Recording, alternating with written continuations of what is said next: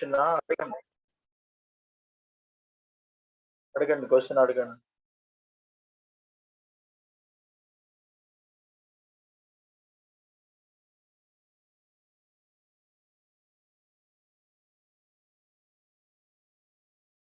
అడగండి.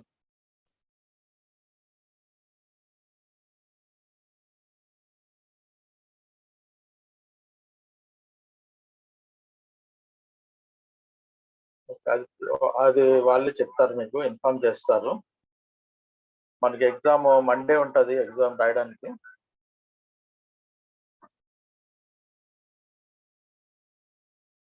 Paper ready అయిపోయింది. Paper మీకు మండే వస్తుంది.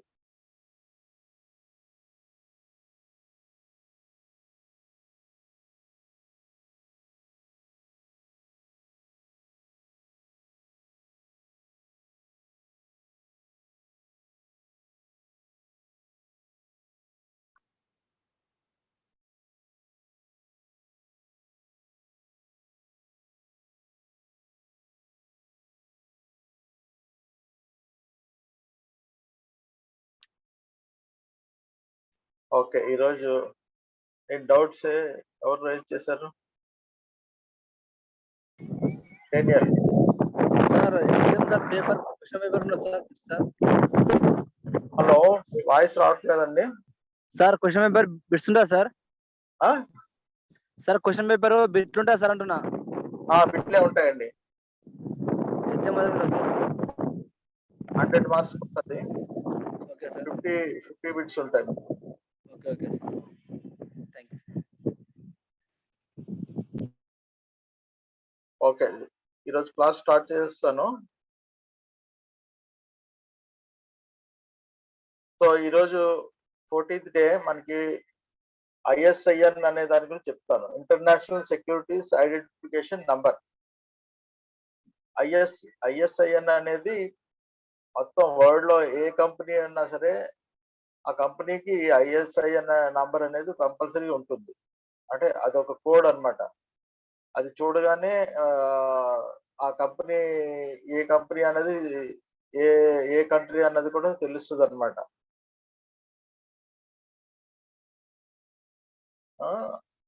Indian international securities identification number అన్నమాట, ISIN.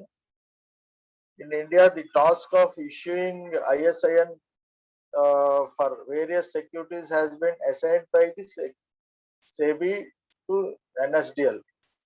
For the government securities, the allotment of ISIN code is regulated by the Reserve Bank of India. So, అర్థమైంది కదా. ఈ ISIN అనేది రెండు కోడ్స్ మనకి, NSDL ఒకటి, తర్వాత సెబీ, ఈ రెండు కలిపి శాంక్షన్ ఇస్తాయి అన్నమాట. ఆ నంబర్ ప్రతి కంపెనీ రిజిస్టర్ ఆఫ్ కంపెనీకి వచ్చినప్పుడు, మళ్ళీ లిస్టింగ్ వచ్చినప్పుడు, లిస్టింగ్ ముందే ఏది పబ్లిక్ ఇష్యూకి వచ్చినప్పుడు ఇక్కడ సెబీ దగ్గర వాళ్ళు ISIN నంబర్ కూడా అప్రూవ్ చేసుకోవాలి. వాళ్ళు అలాట్ చేస్తారు నంబర్ని. ఫలానా కంపెనీకి ISIN నంబర్ అనేది వీళ్ళు సెబీ అండ్ NSDL రెండు అలాట్ చేస్తుంది. అలాగే గవర్నమెంట్ సెక్యూరిటీస్ అన్నిటికీ RBI అలాట్ చేస్తుంది అన్నమాట, రెగ్యులేట్ చేస్తుంది. సో ఇక్కడ ఏంటంటే ISIN stands for international securities identification. ఆ పేరులోనే ఉంది, ఇంటర్నేషనల్ సెక్యూరిటీస్ ఐడెంటిఫికేషన్ నంబర్ అని. అండ్ ఇదేంటంటే డిఫైన్డ్ బై ISO 6166.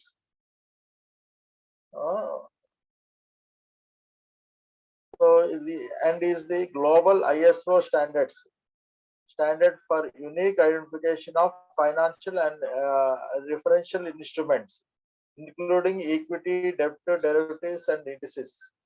So ఇవన్నిటికీ ఉంటుంది అనమాట. సో సెపరేట్ ఏదైనా సరే మనం ఆ నంబర్ చూస్తే సెపరేట్ గా ఉంటుంది ఏ కంపెనీకి అయినా సరే. డిమెట్ అకౌంట్ హోల్డర్ కి ఎవరు, కంపెనీ షేర్ కంపెనీస్ కి ఇస్తారు. ప్రతి కంపెనీకి ఒక నంబర్ ఉంటుంది. ఈ ఐఎస్ఎన్ నంబర్ అనేది ప్రతి షేర్స్ ఏ కార్పొరేట్ కంపెనీస్ అన్ని ఉన్నాయి కదా, షేర్లు ట్రేడ్ అవుతున్న షేర్లకి, డిబెంచర్స్ కి, బాండ్స్ కి అన్నిటికీ ఈ నంబర్ ఇస్తారనమాట. ఈ నంబర్ యూనిక్ గా ఉంటుంది. అన్ని డెరివేటివ్స్ కి, దేనికైనా ఇండెక్స్ కి అన్నిటికీ యూనిక్ నంబర్ అన్నమాట.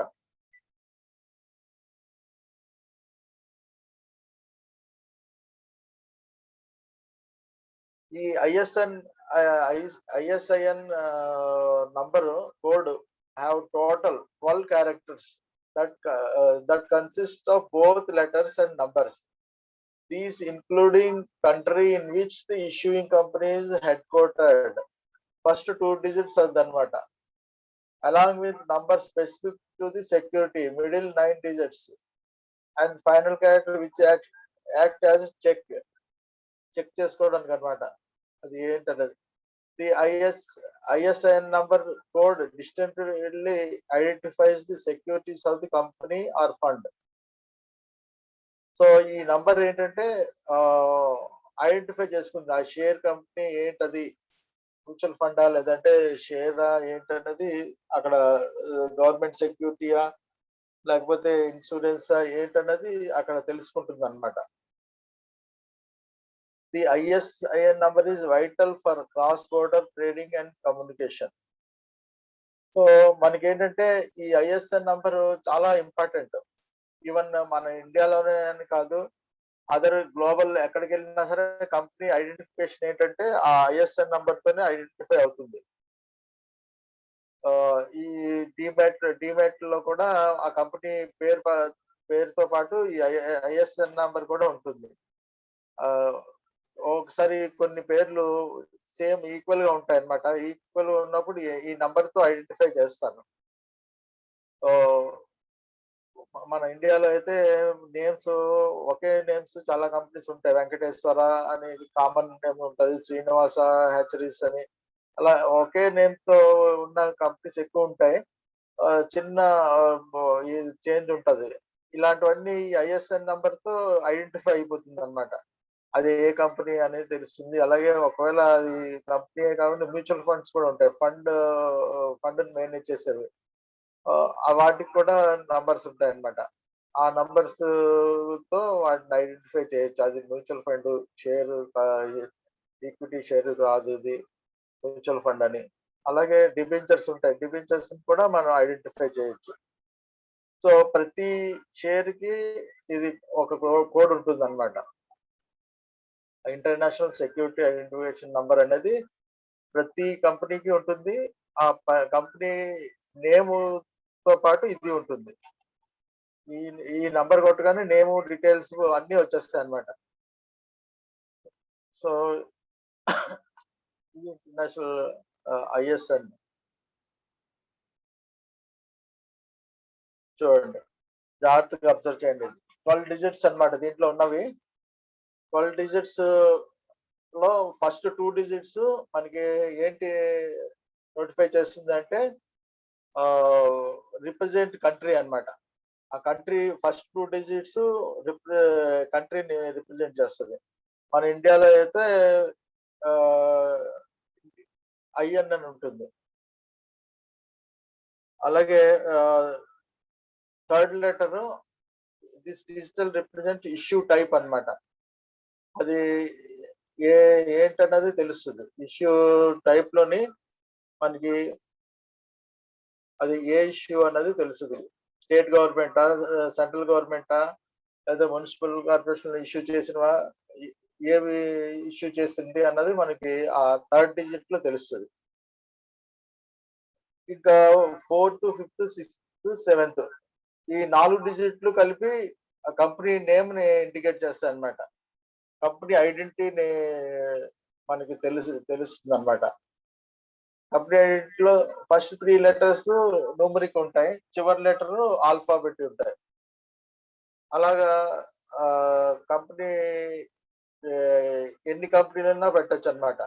అంటే ఫస్ట్ 3 లెటర్స్ 001A అని పెట్టచ్చు. First company. ఆ తర్వాత 2002 అలాగ పెట్టుకుంటూ 999 సో అక్కడికి ఒక 1000 కంపెనీస్ అయిపోతాయి. మళ్ళీ ఈ బి అనేది పెట్టుకోవచ్చు. 001 అలాగా కంటిన్యూగా కంపెనీస్ పెట్టుకుంటూ వెళ్ళొచ్చనమాట. ఎన్నెన్ని ఏబీసీడీ ఏ టు జెడ్ వరకు ఎన్ని కంపెనీలైనా పెట్టుకొని వెళ్ళొచ్చు. నంబర్ ఆఫ్ కంపెనీస్ ఒక 24,000 వరకు కంపెనీస్ యాడ్ చేసుకోవచ్చు. సో ఇవి మనకేంటంటే 4, 5, 6, 7 అంటే ఈ 4 డిజిట్స్ కంపెనీని రిప్రజెంట్ చేస్తాయి. అలాగే 8th, 9th digits security type ని ఇండికేట్ చేస్తాయి. అది ఈక్విటీయా, డిబెంచర్సా లేదంటే మ్యూచువల్ ఫండా ఏంటన్నది అది ఇండికేట్ చేస్తది. సో దాంట్లో నంబర్స్ కొన్ని ఉన్నాయి. అవి నంబర్స్ మీకు అది షేర్ చేస్తాను. సీరియల్ నంబర్ ఈ సీరియల్ నంబర్ ఇండికేట్ చేస్తది. 10, 11 digits. 12th check number check చేయడానికి అది యూజ్ చేస్తారనమాట. సో ఈ 12 డిజిట్స్ మనకి 12 డిజిట్స్ మనం గుర్తుపెట్టుకోవాలి. ఒక క్వశ్చన్ ఉంటది మనకి దీంట్లోనే. సో ఇష్యూర్ టైప్ అని మనం పైన అనుకున్నాం. Third digit. థర్డ్ డిజిట్ లో ది ఇష్యూర్ టైప్ అన్నాం కదా, అవి ఏంటన్నవి దాంట్లో ఈ సెంట్రల్ గవర్నమెంట్ అయితే ఆ థర్డ్ డిజిట్ లో ఏ అని వస్తుంది. స్టేట్ గవర్నమెంట్ అయితే బి అని వస్తుంది. మున్సిపల్ కార్పొరేషన్ అయితే సి అని వస్తుంది. యూనియన్ టెరిటరీ వాళ్ళు ఇష్యూ చేసింది అయితే డి అని వస్తుంది. అలాగే కంపెనీస్ ఏ కంపెనీ అయినా బ్యాంక్ కంపెనీ ఏదైనా సరే ఈ అని వస్తుంది. సో ఐఎన్ అనేది ఫస్ట్ 2 డిజిట్స్ ఐఎన్ కామన్ మన ఇండియాలో ఉండే అన్ని కంపెనీలకి. ఆ తర్వాత ఈ అని వస్తుంది కంపెనీ నేమ్ వచ్చినప్పుడు ఈ. లేదు సెంట్రల్ గవర్నమెంట్ కొన్ని సెక్యూరిటీస్ ఇస్తుంది, డిబెంచర్స్ కానీ లేదంటే బాండ్స్ అది ఇచ్చినప్పుడు ఐఎన్ఏ అని వస్తుంది దాని పేరు ముందు. So INA. సో ఆ 3 డిజిట్స్ అవి. సో అలాగే ఈ సెంట్రల్ గవర్నమెంట్ కి ఏ, స్టేట్ గవర్నమెంట్ కి B, municipal corporation C, union టెరిటరీకి D, company statutories banking companies కి ఈ, మ్యూచువల్ ఫండ్స్ కి ఎఫ్. సో ఇది ఇష్యూర్ టైప్ అన్నమాట. ఇష్యూ ఎలా చేస్తున్నారు, ఎవరు ఇస్తున్నారు అన్న దాని ప్రకారం అక్కడ థర్డ్ డిజిట్ ఉంటుంది అనమాట. థర్డ్ డిజిట్ లో ఈ కోడ్ ఉంటది. ఫస్ట్ 2 లెటర్స్ కంట్రీని రిప్రజెంట్ చేస్తాయి. థర్డ్ అనేది అది ఇష్యూర్ టైప్ ని ఇండికేట్ చేస్తుంది. సో ఇది ఏంటంటే ఆల్ ఓవర్ వరల్డ్ ఒకటే ఫార్ములాని యూజ్ చేస్తారనమాట. వేరే మెక్సికో కానీ, అమెరికా కానీ లేదంటే ఎక్కడ వెళ్ళినా సరే ఇదే ఫాలో అవుతారు. సో ఇది ఇంపార్టెంట్. ఇది కూడా తెలుసుకోవాలి మనం. మనకి క్వశ్చన్ లో అడుగుతారు. థర్డ్ డిజిట్ ఐఎస్ఎన్ లో థర్డ్ డిజిట్ దేన్ని రిప్రజెంట్ చేస్తుంది, లేదంటే ఫస్ట్ 2 డిజిట్స్ దేన్ని రిప్రజెంట్ చేస్తుంది అని అడుగుతారు. 4, 5, 6, 7 కంపెనీని రిప్రజెంట్ చేస్తుంది. సో ఇది ఐఎస్ఎన్ ఇంతవరకు మనం తెలుసుకున్నది. దీంట్లో మనకి ఏంటంటే సెక్యూరిటీ టైప్ అని ఉన్నది కదా, సెక్యూరిటీ టైప్ లో కూడా నంబర్ ఆఫ్ సెక్యూరిటీస్ టైప్స్ ఉన్నాయి. ఈ ఈక్విటీ షేర్స్ కి 01 అని పెట్టుకుంటారు. ఈక్విటీ షేర్స్ ఏమన్నా సరే అక్కడ 8, 9 ధర 01 అని పెడతారు అనమాట. అదే మ్యూచువల్ ఫండ్ ఉంటే మ్యూచువల్ ఫండ్స్ కూడా 01. ఈక్విటీస్ కి అలాగే మ్యూచువల్ ఫండ్స్ కి 01.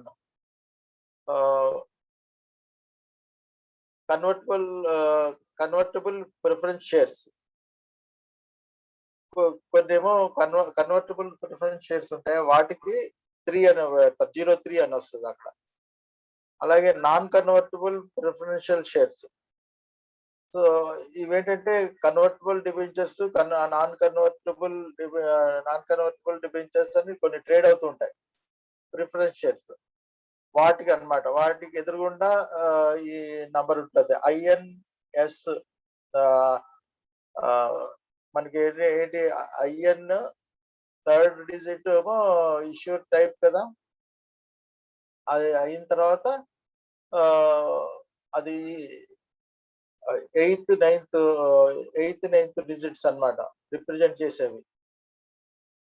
So equity shares, mutual funds, convertible preference shares, non convertible debentures, secured debentures, unsecured debentures, regular return bonds, floating rate bond, deep discount bond, step discount bond, warrants, commercial paper, certificate of deposit, security receipt అని చెప్పి వీటన్నిటికి కోడ్లు ఇచ్చారన్నమాట. అది ఏ code అయితే అక్కడ security type దగ్గర మనం ఆ కోడ్ పెట్టాలి. ఆ నంబరు ఇచ్చేయాలన్నమాట. సో ఈ సెక్యూరిటీ టైప్ విషయంలో అది. సో ఈ ఐఎస్ఎన్‌లో డౌట్స్ ఉంటే అడగండి. క్లారిఫై చేస్తాం.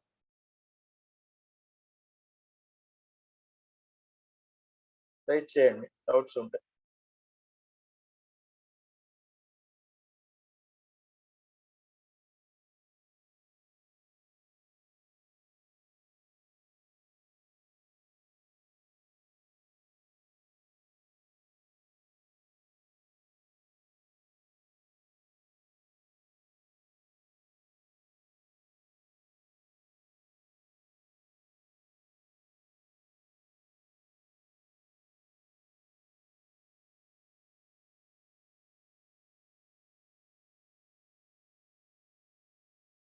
మంగరాజు అడగండి.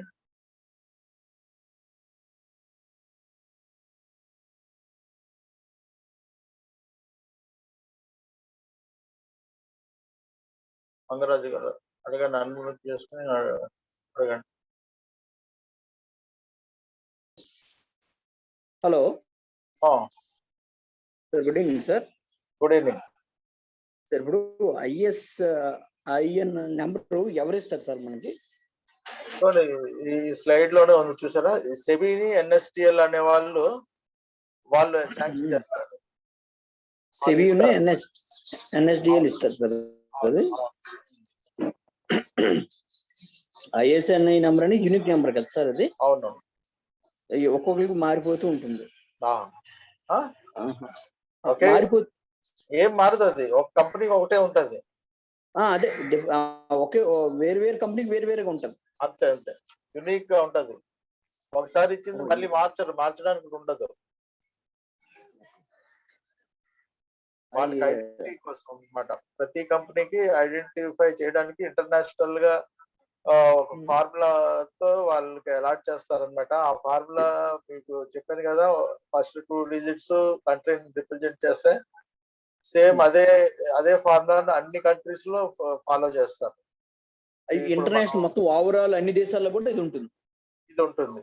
ఇదే ఫార్ములా అన్నమాట. ఫస్ట్ 2 డిజిట్స్ ఏదైతే మనం అనుకున్న కంట్రీని రిప్రజెంట్ చేస్తుందని అలాగే రిప్రజెంట్ చేస్తారు. అంటే వేరే స్టాక్ ఎక్స్చేంజ్ కూడా మనం ట్రేడ్ చేసుకోవచ్చు. మనం ట్రేడ్ చేయకపోవడం అనేది అది వేరే విషయం. ఇప్పుడు ఆ కంపెనీకి మాత్రం కోడ్ ఉంటుంది అంతే.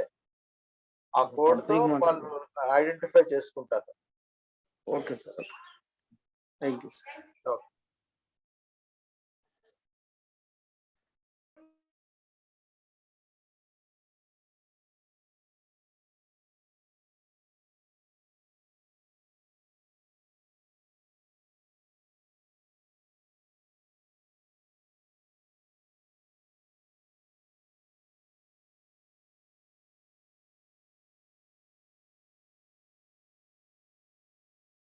చూడండి ఇంకా అడగండి.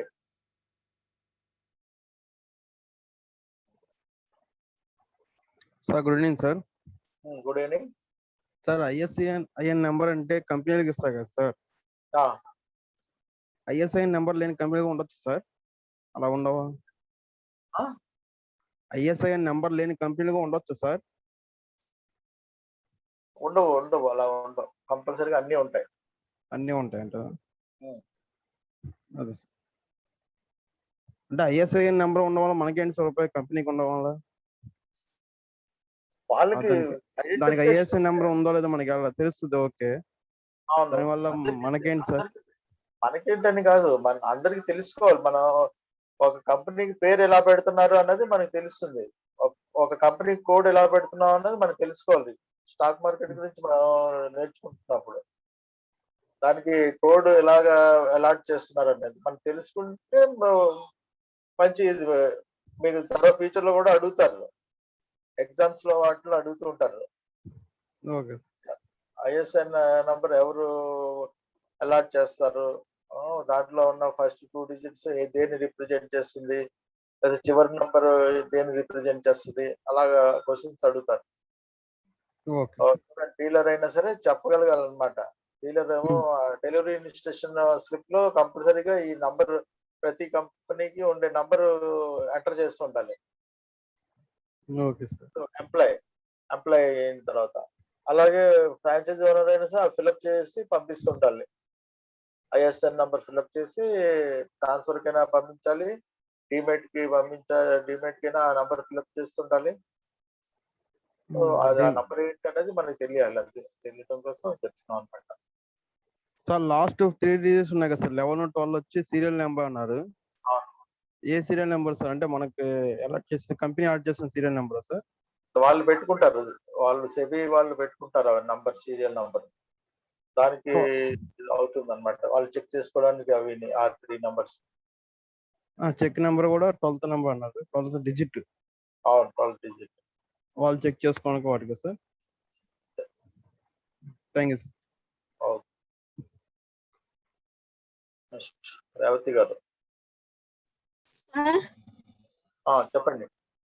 సార్ ఫ్రాంచైజీ గానే ఇస్తారా సార్ ఐఎస్ఐఎన్ కోడ్? ఫ్రాంచైజీ కన్నా కాదు, ప్రతి వాళ్ళు ఫిల్అప్ చేయవలసిందే. ఫ్రాంచైజీ అయినా కాకపోయినా బ్రాంచ్ వాళ్ళైనా సరే ఎవరైనా సరే మనం డిమాట్ ఇన్స్ట్రక్షన్ అవి ఇచ్చినప్పుడు ఐఎస్ఎన్ నంబర్ ఫిల్అప్ చేసి పంపిస్తుండాలి. ఏ కంపెనీ అమ్మితే ఆ కంపెనీ నంబర్ తీసి రాస్తుండాలి అనమాట. చూసి రాస్తాం. ఏంజల్ బ్రోకింగ్ సెబీ ఎన్ఎస్సి నుంచి ఒక నెంబర్ ఉంటుంది. మేము ఎక్కడ ఇప్పుడు నేను ఫ్రాంచైజ్ ఓపెన్ చేయాలంటే నాకు ఎవరు ఇస్తారు సార్? నేను ఏంజల్ బ్రోకింగ్ వాళ్ళు ఇస్తారా, లేదా సెబీ నుంచి నాకు ఐఎస్ఎన్ కోడ్ వస్తుందా? మీకేం కోడ్ రావండి. ఐఎస్ఐఎన్ అనేది మీకు అలాట్ చేయరు, ఫ్రాంచైజీ ఓనర్స్ అలాట్ చేయరు, అది కంపెనీకి అలాట్ చేస్తారు. ఏ పబ్లిక్ ఇష్యూ వస్తాయి కదా, ఆ కంపెనీలన్నిటికీ అలాట్ చేస్తుంది అనమాట. అంటే ఫ్రాంచైజ్ కి ఏమి ఉండదు ఐఎస్ఎన్ కోడ్? Okay sir. ఐఎస్ఎన్ కోడ్ అనేది కంపెనీకి ఇస్తారు, అది ఐడెంటిఫై చేయడం కోసం.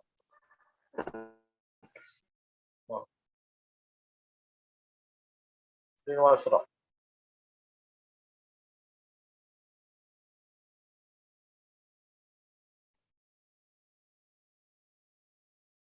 చెప్పండి శ్రీనివాసరావు.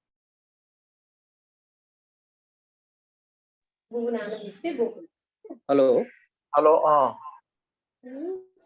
మంగరాజు గారు చెప్పండి. సార్, ఇప్పుడు మ్యూచువల్ ఫండ్స్ ఏజెన్సీ తీసుకోవాలంటే ఏ ఎగ్జామ్ పాస్ అవ్వాలి? ఏదండి?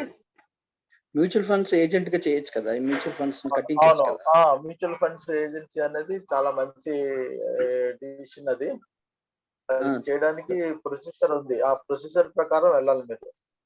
సో ఏదంటే ఎగ్జామ్ అవుట్ క్వాలిఫై అవ్వాలి. ఎగ్జామ్ సార్ అది? ఏం ఎగ్జామ్ రాయాలి సార్ దానికి? మ్యూచువల్ ఫండ్ అడ్వైజర్స్ ఎగ్జామ్ అని ఉంటుంది. అందులో 3 రకాలు చూపిస్తుంది సార్. 3 ఇన్వెస్ట్మెంట్ ఒకటి అది మీకు ఇన్ఫార్మ్ చేస్తాం మీకు అందరికి. ఎగ్జామ్ రాసిన తర్వాత ఎవరు మనం డైరెక్ట్ జాయిన్ చేయొచ్చు సార్. ఏమైనా మనకి కంపెనీ ఉంటుందా? ఎవరైనా జాయిన్ అవ్వాలా ఎస్బీఐ దగ్గర గట్ట? ఎస్బీఐ దగ్గర అన్ని మ్యూచువల్ ఫండ్స్ లో మీరు చేయొచ్చు అనమాట. యాంఫీలో రిజిస్టర్ చేయించుకోవాలి. యాంపీలో సార్? యాంఫీ అంటే association of mutual fund of India అనమాట. అన్ని మ్యూచువల్ ఫండ్స్ కలిపి ఒక అసోసియేషన్ కింద ఫామ్ చేసి పెట్టుకునే దాంట్లో మెంబర్షిప్ తీసుకోవాలి. మనం తీసుకున్న తర్వాత అన్నిటి దగ్గర మనం చేయొచ్చు అనమాట. ఎన్ఐఎస్ఎం లో ముందు ఎగ్జామ్ పాస్ అవ్వాలి సార్. అదే exam pass national institute of exam అయిపోయిన తర్వాత మనం దాంట్లో సెక్యూరిటీ ఉండాలి, దానిలో రిజిస్టర్ అయ్యి ఉండాలి సార్. అది ఏంటి సార్ చెప్పారు? NIM AMFI. Okay sir, okay sir. యాంఫీకి ప్రిపరేషన్ వస్తుంది. Association of mutual fund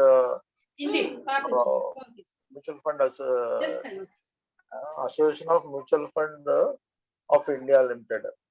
okay sir, అందులోకి వెళ్ళి రిజిస్టర్ కొట్టాలి సార్. అదే ఓకే సార్, థ్యాంక్ యూ.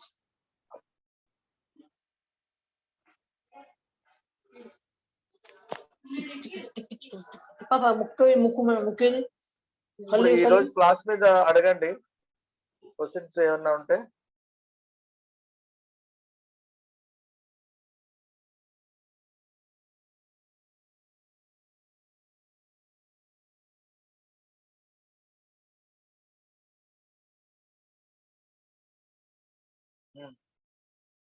అడగండి.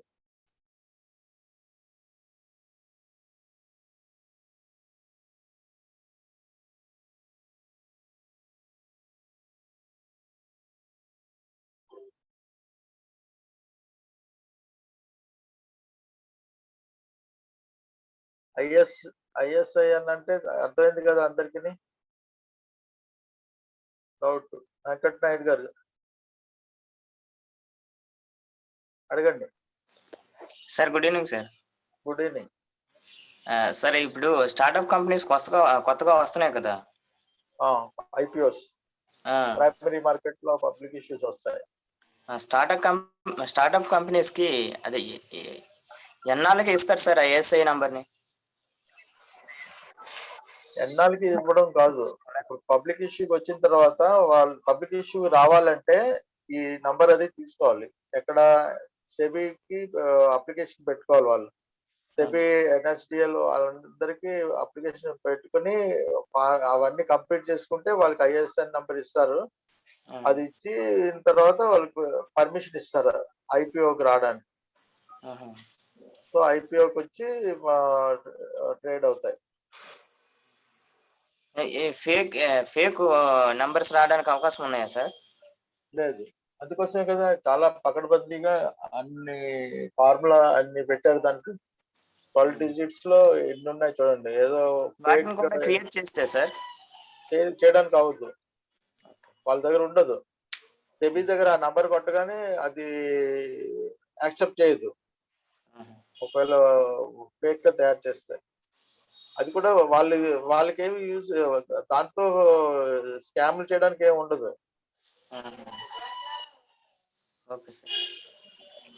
ఎన్ఎస్డిఎల్ లో ఉండాలంటే ఆ నంబర్లు ఉండి రావాలన్నమాట. డిమాట్ అకౌంట్ లో ఉండాలి అంటే ఆ నంబర్ లేకపోతే డిమాట్ అకౌంట్ లోకి రాదు ఆ company. Okay sir, thank you sir. Okay,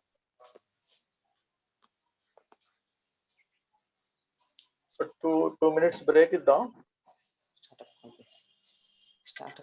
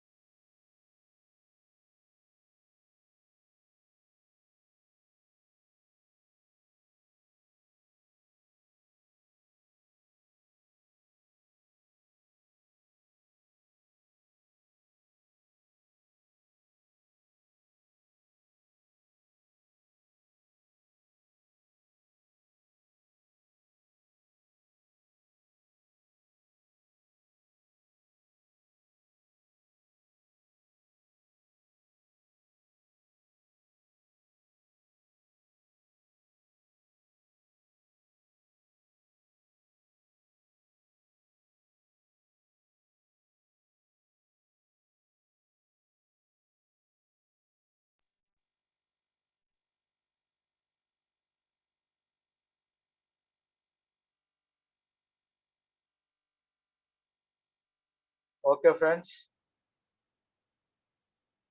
doubts అడగండి. ఒక 5 minutes ఉంది.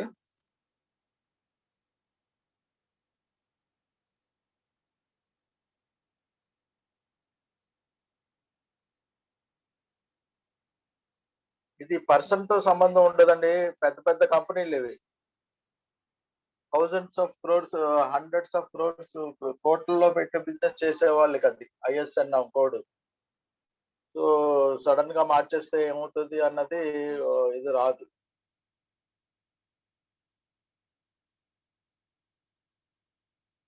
ఒక పర్సన్ కి ఇచ్చేది కాదు, ఒక కంపెనీకి ఇచ్చే కోడ్ అన్నమాట ఇది.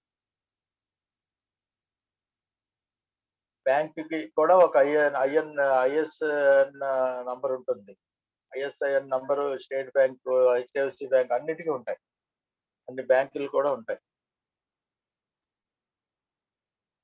డెరివేటివ్స్ అంటే F&O, ఫ్యూచర్స్, కమోడిటీ ఫ్యూచర్స్ ఉంటాయి, కరెన్సీ ఉంటుంది.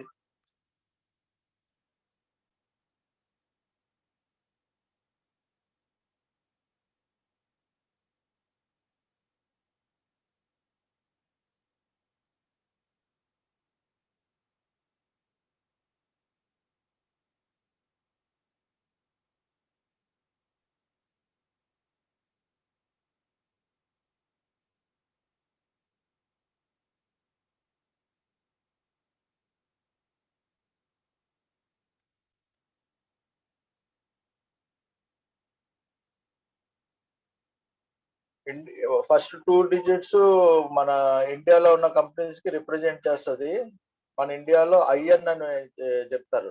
ఇండియా పూర్తి పేరు ఫస్ట్ 2 digits పెడతారు ఐఎన్ అని. మన కంపెనీలు అన్ని ఐఎన్ తో స్టార్ట్ అవుతాయి.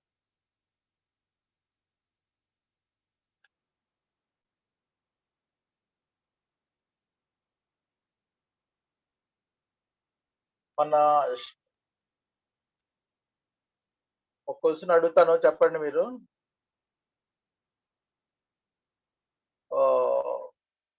క్వశ్చన్ ఏంటంటే, స్టాక్ బ్రోకర్స్ లో మనకి హైయెస్ట్ బ్రోకరేజ్ ఎంత కలెక్ట్ చేయొచ్చు? ఇన్వెస్టర్ ద్వారా హైయెస్ట్ బ్రోకరేజ్ ఎంత కలెక్ట్ చేయొచ్చు? చెప్పండి, ఎవరు తెలిస్తే. హైయెస్ట్ బ్రోకరేజ్ ఎంత కలెక్ట్ చేయొచ్చు?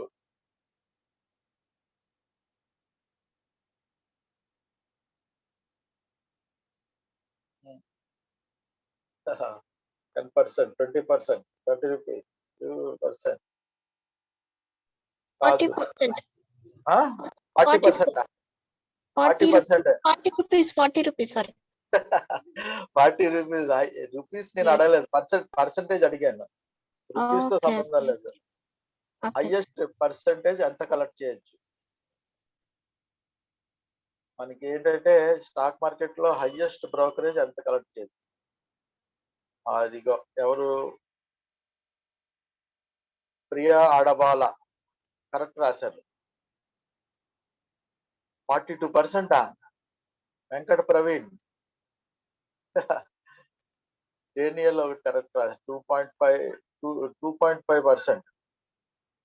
6% తీసుకుంటే ఇంకేమున్నదండి బాబు, చేస్తారు. జయ 5% రాంగ్.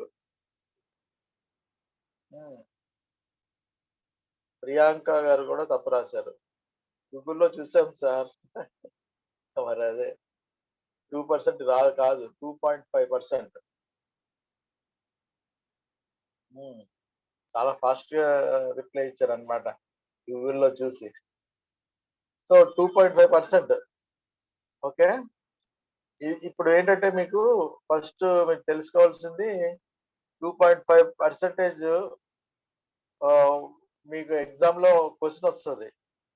ఎలా అంటే, మీరు ఒక షేర్ కొన్నారు, ఒక షేర్ అమ్మారు, మీకు ఎంత బ్రోకరేజ్ పడుతుంది, హైయెస్ట్ బ్రోకరేజ్ ఎంత పడుతుంది అంటారు.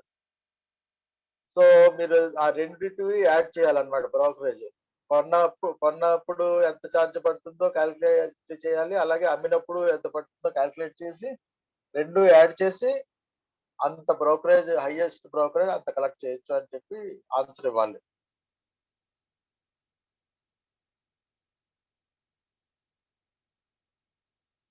సో బ్రోకరేజ్ క్యాలిక్యులేషన్ అన్నమాట. బ్రోకరేజ్ క్యాలిక్యులేషన్ లో మనకి హైయెస్ట్ బ్రోకరేజ్ ఎంత 2.5% అనుకున్నాం కదా. ఆ 2.5% గుర్తుపెట్టుకోవాలి మీరు. తర్వాత ఫ్యూచర్ లో ఎగ్జామ్స్ లో వస్తుంది అది. మీరు ఎన్ఐఎస్ఎం ఎగ్జామ్ లో రాసిన, ఇప్పుడు మేము ఇచ్చిన ఎగ్జామ్ లో అయినా సరే ఆ క్వశ్చన్ గ్యారంటీగా వస్తుంది. ఆ క్యాల్కులేషన్ ఏంటంటే మీరు ఒక షేర్ కొంటారు, అలాగే అమ్ముతారు. మీకు హైయెస్ట్ బ్రోకరేజ్ ఎంత పడుతుంది అని అడుగుతారు. అది జాగ్రత్తగా చదివిన వాళ్ళకి అర్థమైపోతుంది. కొనడం, అమ్మడం మైనస్ చేయలేమో అని చెప్పి మైనస్ చేస్తారు. మైనస్ చేయకూడదు, యాడ్ చేయాలి. కొన్నప్పుడు చార్జెస్ పడితే, అమ్మినప్పుడు చార్జెస్ పడతాయి మనకి. హైయెస్ట్ 2.5% క్యాల్కులేట్ చేసి ఆ రెండు కొన్నది అమ్మింది రెండు యాడ్ చేసి దానికేమో ఆన్సర్ తీయాలన్నమాట. ఏంటి అరవింద్, అర్థమైందా?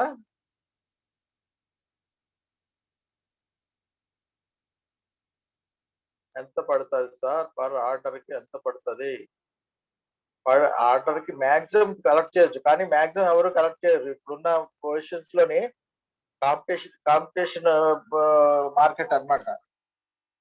2.5% హైయెస్ట్ అది ఎక్కడ కలెక్ట్ చేయరు. ఇప్పుడు ఇంకా 0.5%, ఇంకా 0.2% దగ్గరికి వస్తాయి 2.5 తీసేసి. మామూలు క్యాలిక్యులేషన్ వైజ్ గా మనకి ఇన్ఫర్మేషన్ తెలుసా తెలీదా అని చెప్పి అడుగుతారనమాట ఎగ్జామ్స్ లోని. అప్పుడు మనం క్యాలిక్యులేట్ చేసి ఆ 2.5% ఎంత అన్నది మన ఆన్సర్ చెప్పాలి.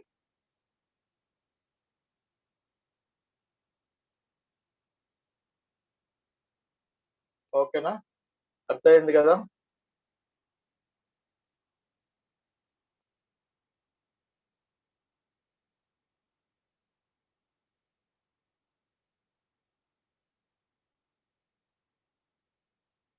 ఐఎస్ఎన్ నంబర్ మీద ఒకటి రెండు క్వశ్చన్స్ వస్తాయి మీకు. అవి కూడా మీరు రాసుకోగలగాలి.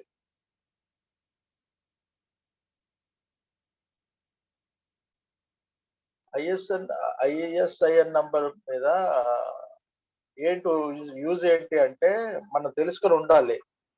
ఒక కంపెనీకి కోడ్ ఇస్తారనమాట. ఆ కోడ్ ఏంటి, ఎలా ఇస్తారు అన్నది ప్రొసీజర్ అన్నమాట. ఆ ప్రొసీజర్ తెలుసుకొని ఉండాలి. ఎవరైనా అడిగితే చెప్పగలగాలి. ఇన్వెస్టర్స్ ఎవరైనా వచ్చి ఈ నంబర్ ఏంటంటే అడిగితే చెప్పాలి. సో అదనమాట.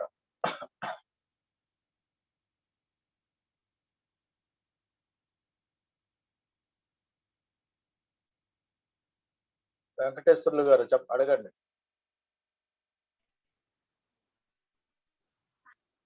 Hello hello.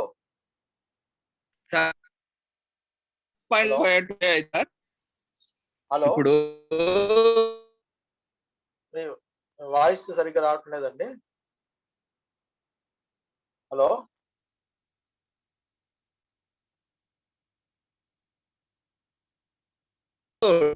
యాడ్ చేయాలన్నారు కదా, 5% 5 అవుతుంది కదా అది? 5 అవ్వదండి. మీకు హైయెస్ట్ బ్రోకరేజ్ ఎంత కలెక్ట్ చేయొచ్చు అని అడుగుతున్నారు, ఎంత అవుతుంది అని. కొన్నా అమ్మినా సరే ఏదైనా సరే మీకు బ్రోకరేజ్ అన్నమాట. కొన్నప్పుడు పడుతుంది, అమ్మినప్పుడు పడుతుంది.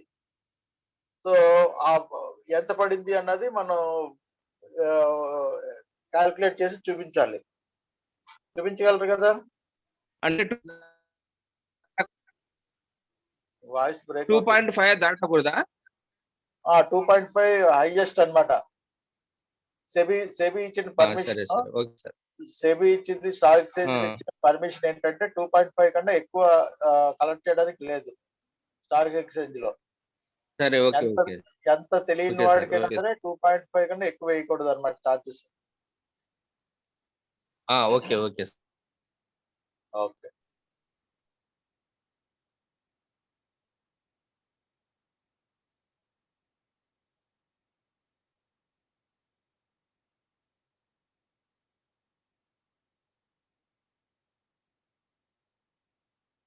ఓకేనా? నెక్స్ట్ ఫర్దర్ క్లాస్కి వెళ్దాం.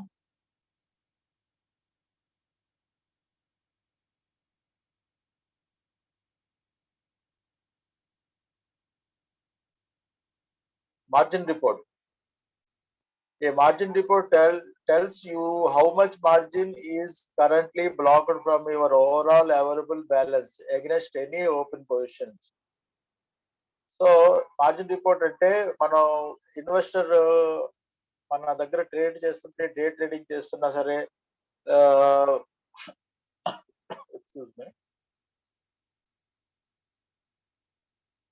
ఇదేంటంటే మార్జిన్ రిపోర్ట్స్ అనేది మన బ్యాలెన్స్ ఎంత ఉన్నది అంటే ఇన్వెస్టర్ బ్యాలెన్స్ ఎంత ఉన్నది అని దీంట్లో తెలుస్తుంది.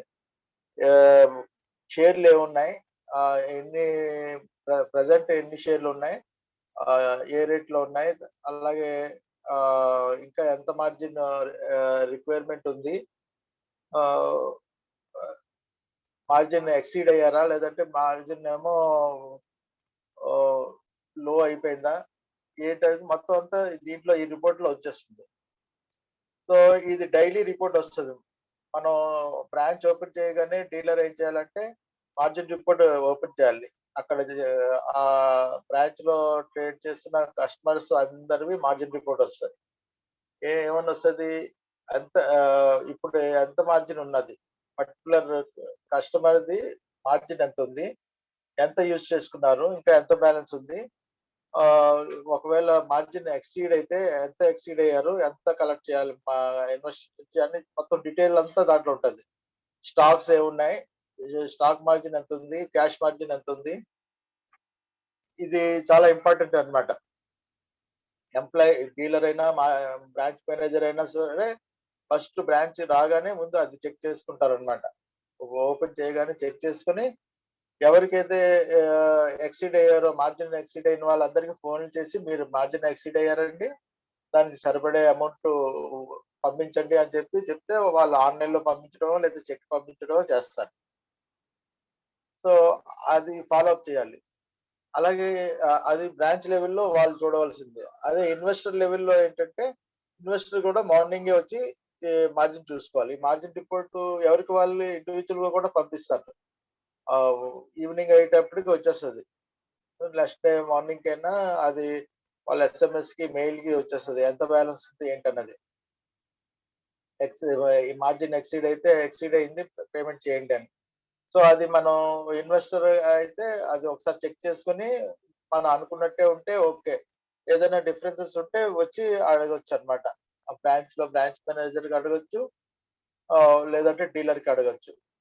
ఏ తేడా ఉన్నా సరే వెంటనే రెక్టిఫై చేసేస్తారు ఈ మార్జిన్ రిపోర్ట్ బట్టి. సో మనం చూసుకోవాల్సింది కాంట్రాక్ట్ నోట్ గురించి చెప్పుకున్నప్పుడు కాంట్రాక్ట్ నోట్ జాగ్రత్త చూసుకోవాలని చెప్పాము. ఇది ఏంటంటే కాంట్రాక్ట్ నోట్ ఒకటి చూసుకోవడానికి ఇన్వెస్టర్, లాంగ్ టర్మ్ ఇన్వెస్టర్స్ ఉంటారు, ఒకసారి కొనేసి హోల్డ్ చేసేవాళ్ళు. సో వాళ్ళు అది చూసుకుంటే సరిపోతుంది, వాళ్ళకి మార్జిన్ రిపోర్ట్ అవసరం లేదు. ఎవరైతే డే ట్రేడింగ్ చేస్తూ ఉంటారో, ఎవరైతే స్పెక్యులేషన్ చేస్తుంటారో, ఎవరైతే ఫ్యూచర్స్ FNO చేస్తుంటారో వాళ్ళు కంపల్సరీగా వెళ్ళి మార్జిన్ రిపోర్ట్ చూసుకుంటూ ఉండాలి. అలాగే ఎంప్లాయీస్ అయితే ఎంప్లాయీస్ ఆ బ్రాంచ్ లో చెక్ చేసుకుంటూ ఉండాలి.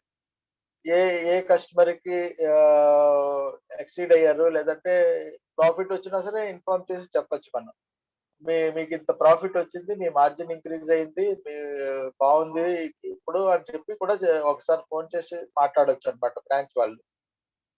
అలాగే లాస్ అయినా ఒకవేళ మార్జిన్ రిక్వైర్మెంట్ ఉన్నా వాళ్ళు ఫోన్ చేసి మీరు ఇంత మార్జిన్ పే చేయాలండి, లేకపోతే మార్జిన్ చార్జెస్ పడిపోతాయి, ఇంత పెనాల్టీ పడుతుంది. ఏ విషయమైనా మనం ఇన్వెస్టర్ కి ఇన్ఫార్మ్ చేస్తే వాళ్ళకి మనకి ఇది రేపో బాగుంటది. ఇన్వెస్టర్ కి చాలా మంది ఎంప్లాయీస్ ఏం చేస్తారంటే కమ్యూనికేషన్ సరిగ్గా ఉంచరు. కొంతమందితోనే వాళ్ళు బాగా నచ్చిన వాళ్ళతోనే ఉంచుకుంటారు, కానీ అందరితోని మొత్తం ఆ బ్రాంచ్ లో వచ్చి ట్రేడ్ చేస్తున్న వాళ్ళందరికీ ఈక్వల్ గా చూడాలన్నమాట. ఈక్వల్ గా చూడాలి, రెస్పెక్టివ్ గా చూడాలి, వాళ్ళకి అంత ప్లీజింగ్ గా మాట్లాడుతుండాలి. ఇది చాలా ఇంపార్టెంట్ అన్నమాట. ఎంప్లాయీస్ ఎవరైతే జాయిన్ అవుతారో డీలర్ కింద జాయిన్ అవ్వచ్చు, బ్రాంచ్ మేనేజర్ కింద జాయిన్ అవ్వచ్చు, లేదంటే ఫ్రాంచైజీ సెల్ఫ్ ఫ్రాంచైజీ ఉన్నా సరే ఎప్పుడు ఇన్వెస్టర్స్ తో ప్లీజింగ్ గా మాట్లాడాలి. రఫ్ గా ర్యాష్ గా మాట్లాడడం, లేదంటే చిన్న తేడా కనిపించినా ఇన్వెస్టర్ వెంటనే వెళ్ళిపోతారు. మనకేంటంటే బ్రాంచ్లకైనా సరే ఫ్రాంచైజీస్ కైనా వచ్చే కస్టమర్స్, ఇన్వెస్టర్ ఎలా ఉంటారంటే మనం ఇచ్చిన సర్వీస్ ని బాగుంటే డిఫరెంట్ గా ఇంకో ఇద్దరు ముగ్గురు చెప్తారు. వాళ్ళు ఇద్దరు ముగ్గురు చెప్పి వాళ్ళని కూడా తీసుకొచ్చి మన బిజినెస్ ఇంప్రూవ్ చేయిస్తారు అనమాట. బ్రాంచ్ బిజినెస్ అయినా సరే, ఫ్రాంచైజీ బిజినెస్ అయినా. సో అందువల్ల ఏంటంటే మనకి కస్టమర్ మనకి చాలా ఇంపార్టెంట్. కస్టమర్ తో ప్లీజింగ్ గా మాట్లాడాలి.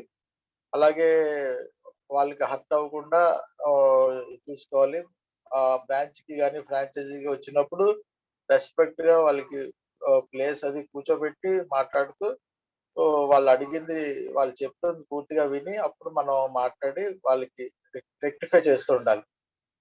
సో ఎప్పుడైతే మనం విని చక్కగా చెప్తున్నాం, ఇమీడియట్ గా అతను ప్లీజ్ అవుతాడు. ఈవెన్ తప్పు ఉన్నా సరే, తప్పు జరిగింది అని మనం యాక్సెప్ట్ చేసి నెక్స్ట్ టైం ఇలా జరగదండి అని మనం చెప్పగలిగితే అక్కడ సర్వీస్ బాగుంటుంది.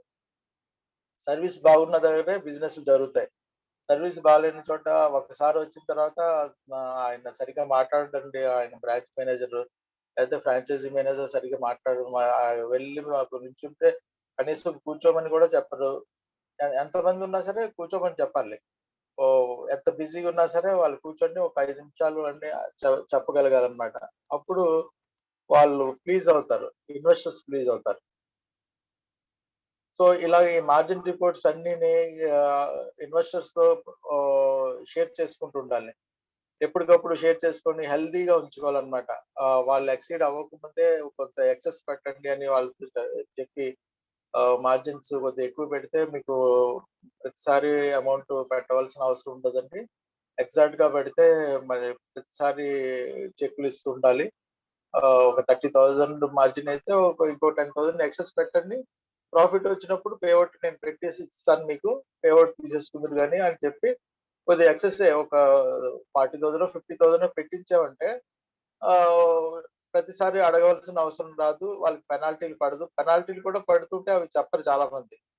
ఆ పెనాల్టీలు పడతాయండి. 1% పడుతుంది, 2% పడుతుంది, డిలే అవడం వల్ల అని చెప్పాలన్నమాట. సో ఇంతకుముందు ఏంటంటే ఆ మార్జిన్స్ లేకపోయినా సరే ఒక 10 రోజులు గడిపేసేవాళ్ళు. బ్రాంచ్ వాళ్ళు చూసుకుంటారు, లేదంటే మన వాళ్ళే కదా చూస్తారని. కానీ ఆ రోజులు పోయాయి. ఇప్పుడు ఎక్స్చేంజే పెనాల్టీ వేసేస్తుంది. ఎక్స్చేంజ్ కంపల్సరీగా ఆ అకౌంట్ లో పెనాల్టీ పడిపోతుంది అనమాట. ఫస్ట్ డే ఏమో 1%, సెకండ్ డే 2%, థర్డ్ డే కూడా ఉంచితే 5% వరకు పెనాల్టీలు పడిపోతాయి. కాబట్టి మనం ఇన్వెస్టర్ కి ఎక్స్ప్లెయిన్ చేస్తూ ఉండాలి. అలాగే మనం ఇన్వెస్టర్ అయితే అవి చెక్ చేసుకుని ఇమీడియట్ గా పే చేస్తూ ఉండాలి మార్జిన్. లేదంటే పొజిషన్ స్క్వేర్ అప్ చేసుకుని పొజిషన్ ఏమో బయటకు వచ్చేయాలన్నమాట. సో ఏదో వాళ్ళ మీద కోపంతో మన పొజిషన్ మనం లాస్ చేసుకోకూడదు ఎప్పుడు. ఎంప్లాయీస్ మీద కోపంతో మనం కవర్ చేసుకుని వచ్చేయడం అలాగే చేయకూడదు. పెరుగుతుంది అనుకుంటే హోల్డ్ చేసి ఒకవేళ తగ్గినా సరే మార్జిన్ పే చేసేసి కంటిన్యూ చేయాలి. కంటిన్యూ చేసి మనం ఏమనుకుంటున్నాం, ఎలా అనుకుంటున్నాం అలా చేసుకుంటూ వెళ్తే సేఫ్ గా బయటకు వస్తాం అన్నమాట. It contains important fields such as MTM, total margin available, and any margin excess shortfall after the billing is completed. You will get a margin report on your registered email ID. So ఇవన్నీ నేను చెప్పిందే. MTM అంటే market to market అన్నమాట. Market to market అంటే ఆ market present market rate లో ఉన్న దానికి ఇప్పుడు ఒక షేర్ కొంటారు, అది ఆ రోజుకి ఏమవుతుందంటే ఇంట్రాడేలో తగ్గిపోవచ్చు. మార్కెట్ స్టేట్ బ్యాంకే ఉంది 410 లోనే ఎంతో కొంటారు, అది 400 అయిపోవచ్చు. 400 అయిపోయినప్పుడు ఫ్యూచర్ గురించి చెప్తున్నాను. 400 అవును ఒక 10 రూపీస్ తగ్గింది, 10,000 తగ్గిపోతుంది మన మార్జిన్. సో ఆ MTM లాస్ కూడా మనం ఇన్ఫార్మ్ చేయాలి ఇన్వెస్టర్ కి. 10,000 వరకు లాస్ వచ్చింది అన్న మార్జిన్ సరిపోతూ ఉంటే పర్లేదు, సరిపోకపోతే అది కట్టించుకోవాలన్నమాట. ఒకసారి ఇంట్రాడేలో ఇంకా ఎక్కువ మార్కెట్ సడన్ గా బాగా తగ్గిపోవచ్చు. అప్పుడు ఇంకా 30,000 40,000 లాస్ కూడా వస్తుంటాయి. ఇవన్నీ ఎప్పటికప్పుడు మనం ఇన్ఫార్మ్ చేస్తుండాలి ఇన్వెస్టర్స్ కి. ఒకసారి అలాగే పెరుగుతాయి. 10% 20% కూడా పెరుగుతుంటాయి. పెరిగినప్పుడు కూడా ఇన్ఫార్మ్ చేస్తుండాలి. తర్వాత మార్జిన్ షార్ట్ ఫాల్ ఏమైనా ఉన్నా చెప్పాలి. ఎక్సెస్ ఉన్నా సరే, ఎక్సెస్ ఉన్నదండి మనం పేఅవుట్ పెట్టుకుందాం ఏంటంటే అడగొచ్చు అన్నమాట. డీలర్ గాని, బ్రాంచ్ మేనేజర్ గాని. ఆఫ్టర్ బిల్లింగ్ ఈస్ కంప్లీట్, ఆ రోజు అయిపోయిన బిల్లింగ్ మనకి ఈమెయిల్ కి వచ్చేస్తుంది అన్నమాట margin report. The daily margin statement is consolidated margin statement. ఇది daily margin statement is consolidated margin statement is monetary as per the exchange regulation. The statement informs the client about the utilization of the available margin. It gives an idea of the free margin available in the account to take new position without incurring penalty. So ఇది ఏమవుతుందంటే consolidated margin అంటే ఒకవేళ 2-3 షేర్లు కొంటే అన్నిటికీ సరిపోతుందా లేదా అన్నది కూడా వస్తుంది మార్జిన్ లో. ఒక షేర్ కొంటే ఎంత మార్జిన్ రిక్వైర్మెంట్, అలాగే 2-3 షేర్లు కొన్నా మొత్తం మార్జిన్ ఎంత అన్నది కూడా వచ్చేస్తుంది ఈ కన్సాలిడేటెడ్ మార్జిన్ రిపోర్ట్ లో. సో 2-3 కంపెనీలు, స్టేట్ బ్యాంక్, ఇన్ఫోసిస్, ఇంకేమైనా విప్రో లాంటి అలా 2-3 కంపెనీలు కొనేసి మార్జిన్ కూడా పెట్టేసి ఉంచితే ఎంత మార్జిన్, ఆ మూడింటికి కలిపి ఎంత మార్జిన్, ఎక్సెస్ అయితే ఇంత మిగిలింది, ఇంకా కొనడానికి అవుతుందా ఫర్దర్ గా, ఫర్దర్ గా కొనాలంటే ఎంత మార్జిన్ పెట్టాలి, ఇదంతా కనిపిస్తుంటది. సో ఇది చూసి మనం చెప్పాలన్నమాట. ఇన్వెస్టర్ అడుగుతారు, నా మార్జిన్ ఇంకా ఎంత ఉంది, ఇంకా ఇంకా ఎక్సెస్ కొనడానికి అవుతుందా, ఒక లాట్ కొనడానికి అవుతుందా, స్టేట్ బ్యాంకు ఒక లాట్ కొన్నాను, రెండో లాట్ కొనడానికి అవుతుందా అని అడుగుతాడు. అడిగినప్పుడు ఈ మార్జిన్ రిపోర్ట్ ఓపెన్ చేసి చూడాలన్నమాట. ఇది మార్జిన్ రిపోర్ట్ ఆల్రెడీ సిస్టమ్ లో ఉంటుంది, ఆ రోజు వచ్చిన మార్జిన్ రిపోర్ట్. అది ఓపెన్ చేసి చూసి ఎంత పర్సెంటేజ్ ఉంది నాది అనేది క్యాలిక్యులేట్ చేసి చెప్పాలన్నమాట. ఇంత ఇంకా 20,000 బ్యాలెన్స్ ఎక్సెస్ ఉన్నదండి, ఇంకా కావాలంటే ఇంకొక 15,000 పే చేస్తే మీకు ఇంకో లాట్ వస్తుందండి అని చెప్పగలగాలన్నమాట డీలర్. సో అలాగా మొత్తం కన్సాలిడేటెడ్ స్టేట్మెంట్ కూడా వస్తుంది మార్జిన్ రిపోర్ట్ లో.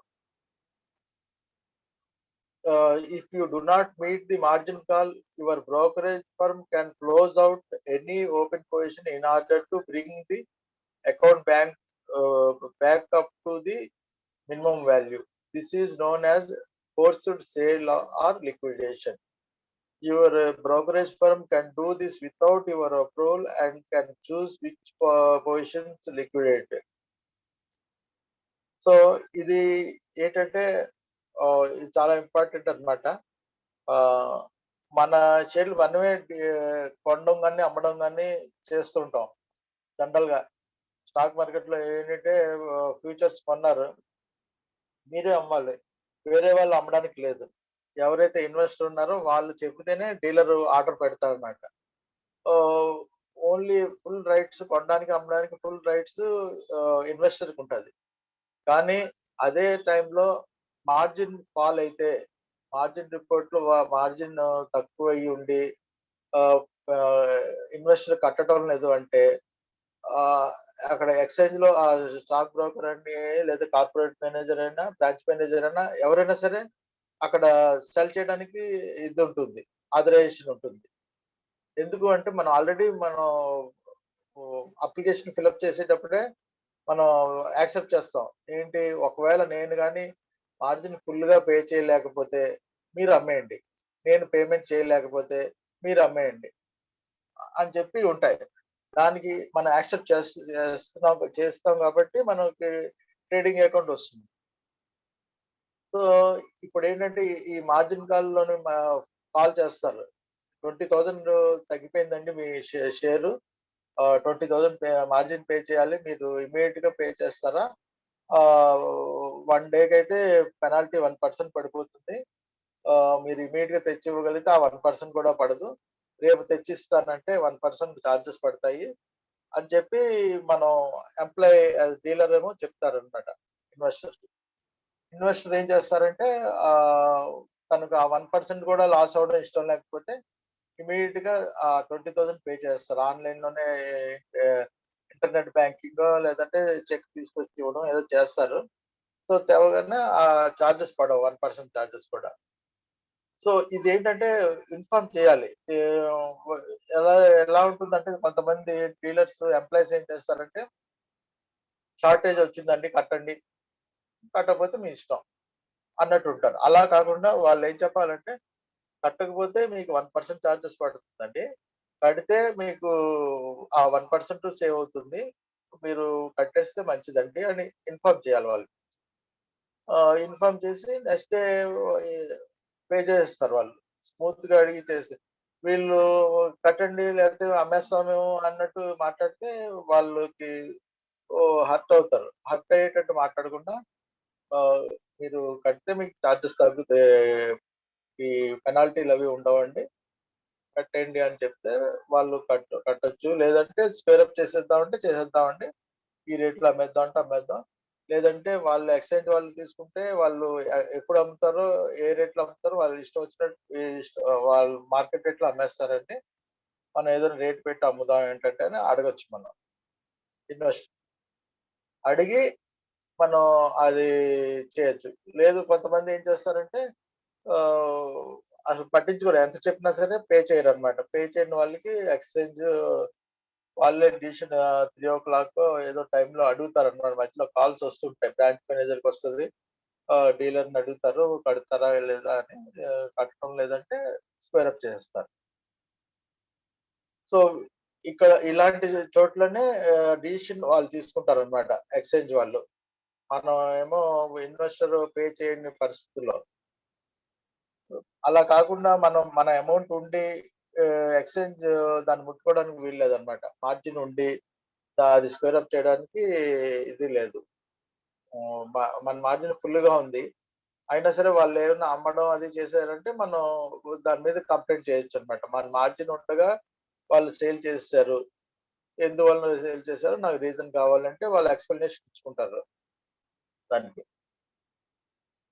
సో ఇది మార్జిన్ రిపోర్ట్స్ గురించి మనం తెలుసుకునేది.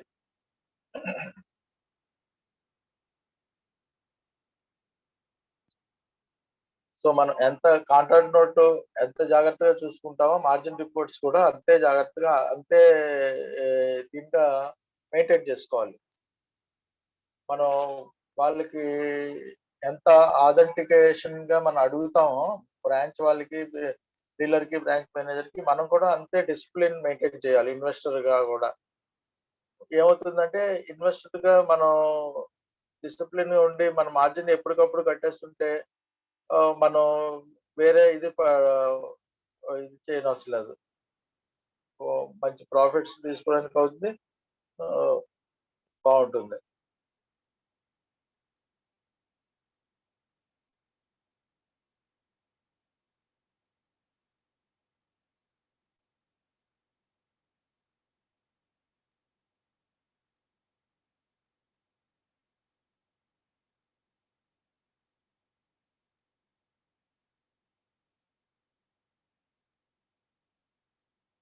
సో ఇదండి మార్జిన్ రిపోర్ట్స్ గురించి.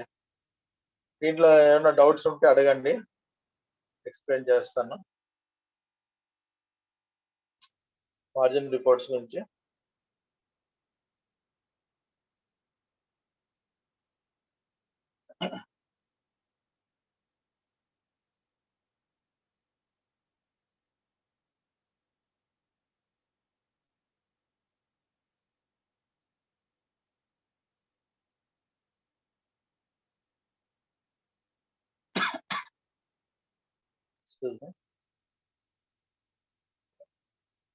వీటి మీద ఏమైనా డౌట్స్ ఉంటే అడగండి, ఎక్స్ప్లెయిన్ చేస్తాను.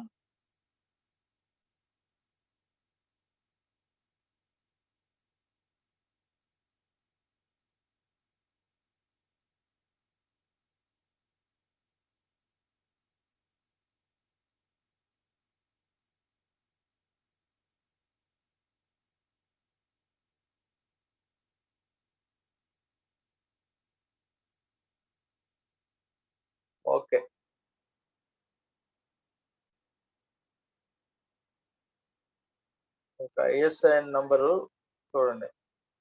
మళ్ళీ ఇంకోసారి చెప్పమంటున్నారు. ఐఎస్ఎన్ నంబర్ గురించి చెప్తాను, జాగ్రత్తగా వినండి. ఐఎస్ఎన్ నంబర్ అనేది ఇంటర్నేషనల్ సెక్యూరిటీస్ ఐడెంటిఫికేషన్ నంబర్. ఇది ఐఎస్ఐఎన్ నంబర్ అనేది ఇది 12 క్యారెక్టర్స్. దీంట్లో న్యూమరిక్ ఆల్ఫా న్యూమరిక్ నంబర్స్ ఉంటాయి. These include the country in which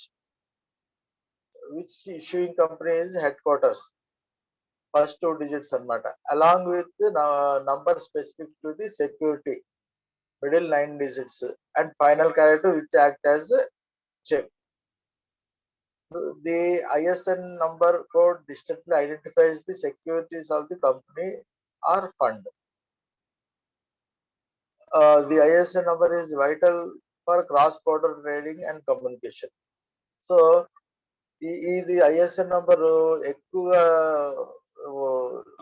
ఏంటంటే ఇంటర్నేషనల్ లో ఐడెంటిఫై అవ్వడానికి అన్నమాట. ఏ కంపెనీ అయినా సరే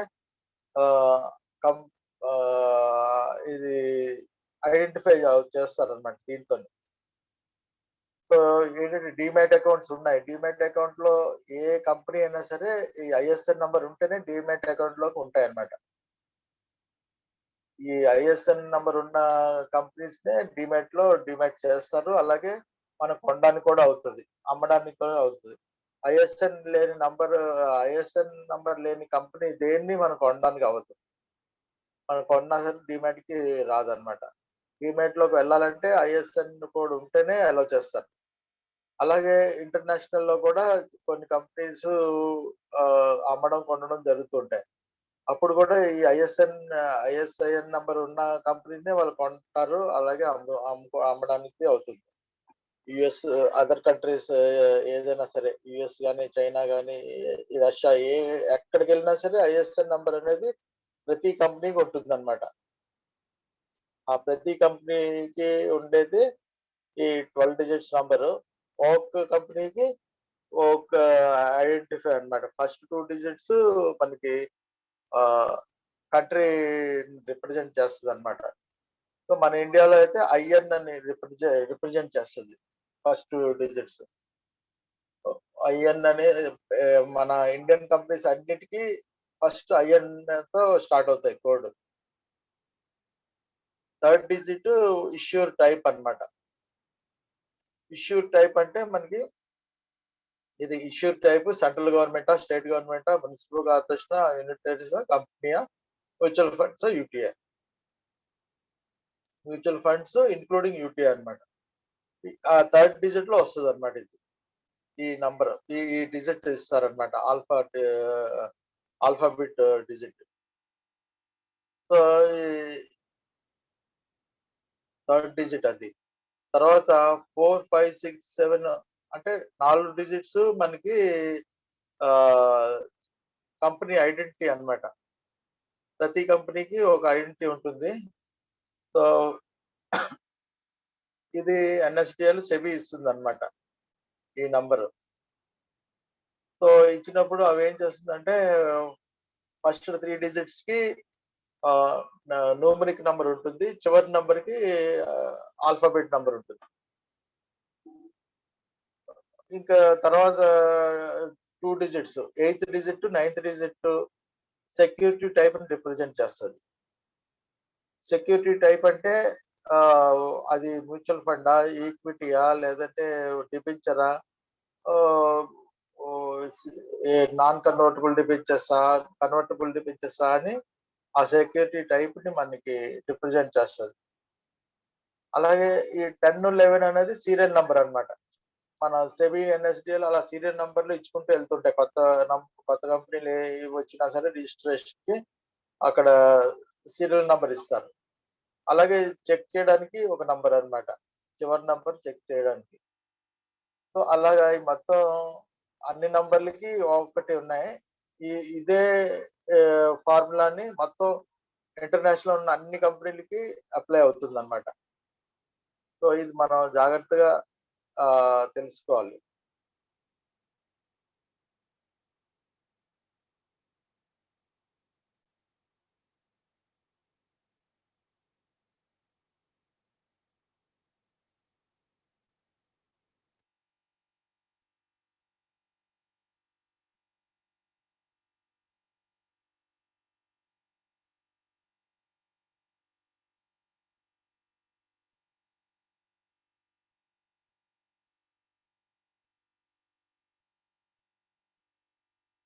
ఇది ఐఎస్ఎన్ నంబర్ అన్నమాట మనకి. ఐఎస్ఎన్ నంబర్ లో ఇష్యూ టైప్స్ ఇవి. Next margin reports. మనకి మార్జిన్ రిపోర్ట్స్ లో కంపల్సరీగా మనం మార్జిన్ రిపోర్ట్స్ తీసుకోవాలి ప్రతి వాళ్ళకిని. అంటే చెప్పాను కదా, వీళ్ళు ఏంటంటే డే ట్రేడర్స్, తర్వాత ఎఫ్ఎన్ఓ చేసే వాళ్ళకి ఖచ్చితంగా చూడవలసిన మార్జిన్ రిపోర్ట్ అన్నమాట. వాళ్ళ మార్జిన్ ఎంత ఉంది, ఎంత తగ్గిపోయింది, ఎంత పెరిగింది, అంత మొత్తం డీటెయిల్స్ అన్ని ఈ రిపోర్ట్స్ లో ఉంటాయి. ఇట్ కంటైన్స్ ఫీల్డ్స్ ఎంటీఎం ఉంటుంది, total margin available at any margin, excess అయిందా, షార్ట్ ఫాల్ అయిందా, ఆఫ్టర్ బిల్లింగ్ కంప్లీట్, అన్ని ఉంటాయి.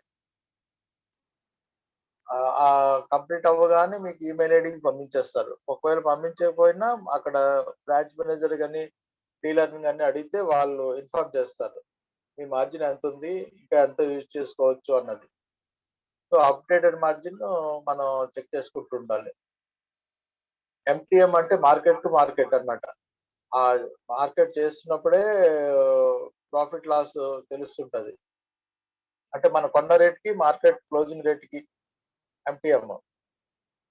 మనం కొన్న రేట్ ఒకటి ఉంటుంది, ఆ రోజు 3:30 క్లోజ్ అయిన రేట్ ఒకటి ఉంటుంది. ఆ డిఫరెన్స్ ఎంటీఎం అన్నమాట. ధనంజయ్ గారు అడగండి. హలో సార్, అంటే ప్రెసెంట్ ఇప్పుడు మార్జిన్ అదే ఇప్పుడు ప్రెసెంట్ 10,000 ఇన్వెస్ట్ చేసాం సార్. అదే డెరివేటివ్స్ ఒకవేళ ట్రేడ్ చేస్తే ఇప్పుడు నేను మార్జిన్ వాడలేదు. మార్జిన్ వాడకపోయేసరికి అంటే 10,000 లోనే నేను అదే కొనడం అమ్మడం చేశాను. నేను మార్జిన్ ముట్టుకోలేదు సార్. కానీ మార్జిన్ తాలూకా పెనాల్టీస్ గట్రా పడతాయి. మీకు ఫస్ట్ ఆఫ్ ఆల్ ఏంటంటే 10,000 కి ఫ్యూచర్స్ ఏవి మార్జిన్ రాదు. మీకు ఫ్యూచర్స్ లో ఏ లాట్ రాదు. 10,000కి 10,000కి మీరు ఏంటంటే ఓన్లీ దీంట్లో చేయొచ్చు, ఏంటి ఇంట్రాడే చేసుకోవచ్చు. అంటే ఈక్విటీస్ లో చేయొచ్చు, దానికి పెనాల్టీ వేయరు. మీకు 10,000కి ఒక 1 lakh వరకు కొనడం అమ్మడం ఆ రోజంతటికి చేస్తారు. సో ఆ రోజంతా చేసిన దానికి ఈవినింగ్ కల్లా క్లోజ్ అయిపోతుంది.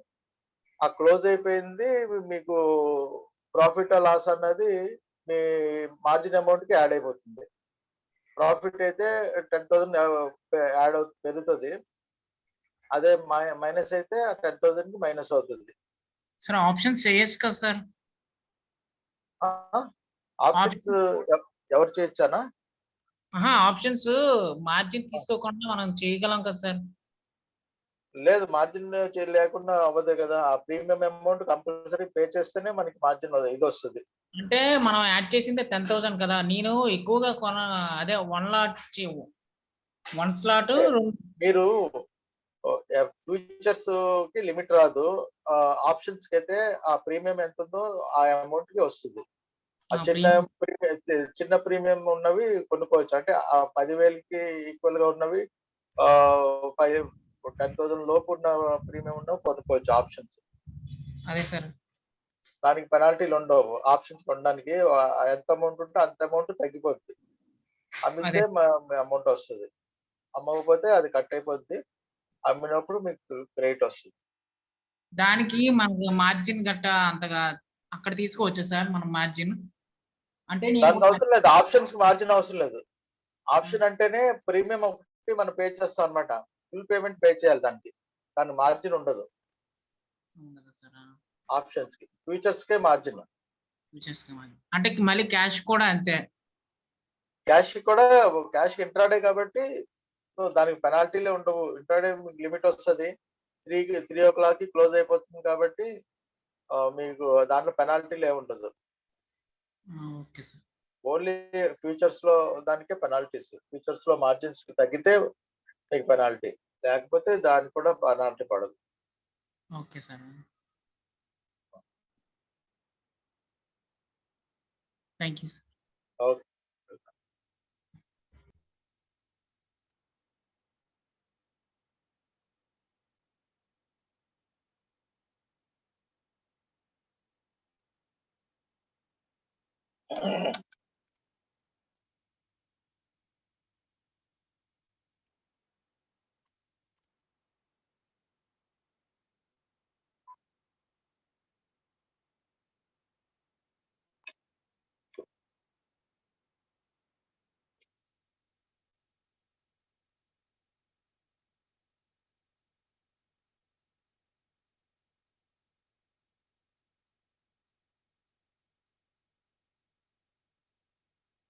డౌట్స్ ఏమైనా ఉంటే అడగండి.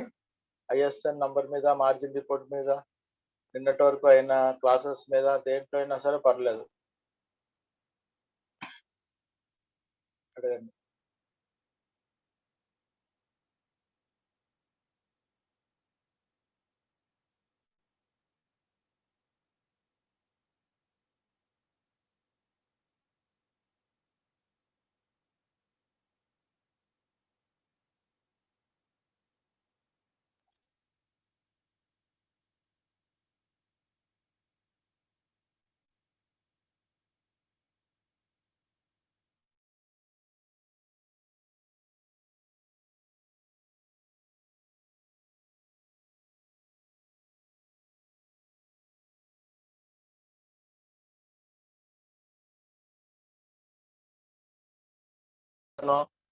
ఇప్పుడే కాదు, ఎప్పుడైనా సరే మీరు ఏ డౌట్ ఉన్నా సరే నాకు కాల్ చేయండి.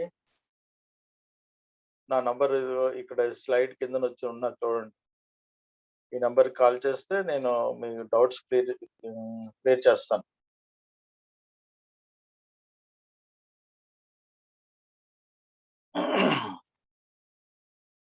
పవర్ పోయింది. ఓకే.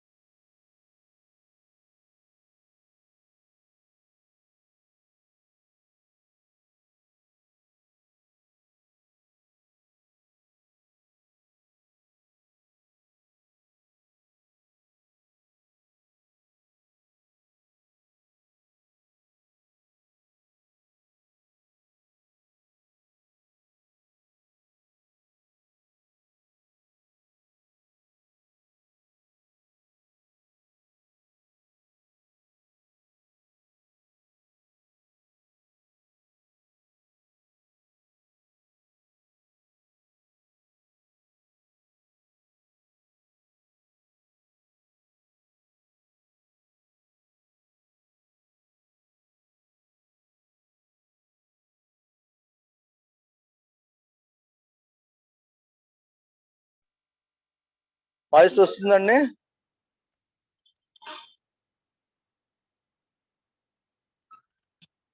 పవర్ పోయిందండి, మీకు రాదు. పవర్ వచ్చిన తర్వాత పెడతాను. హలో, వాయిస్ వస్తుంది కదండి?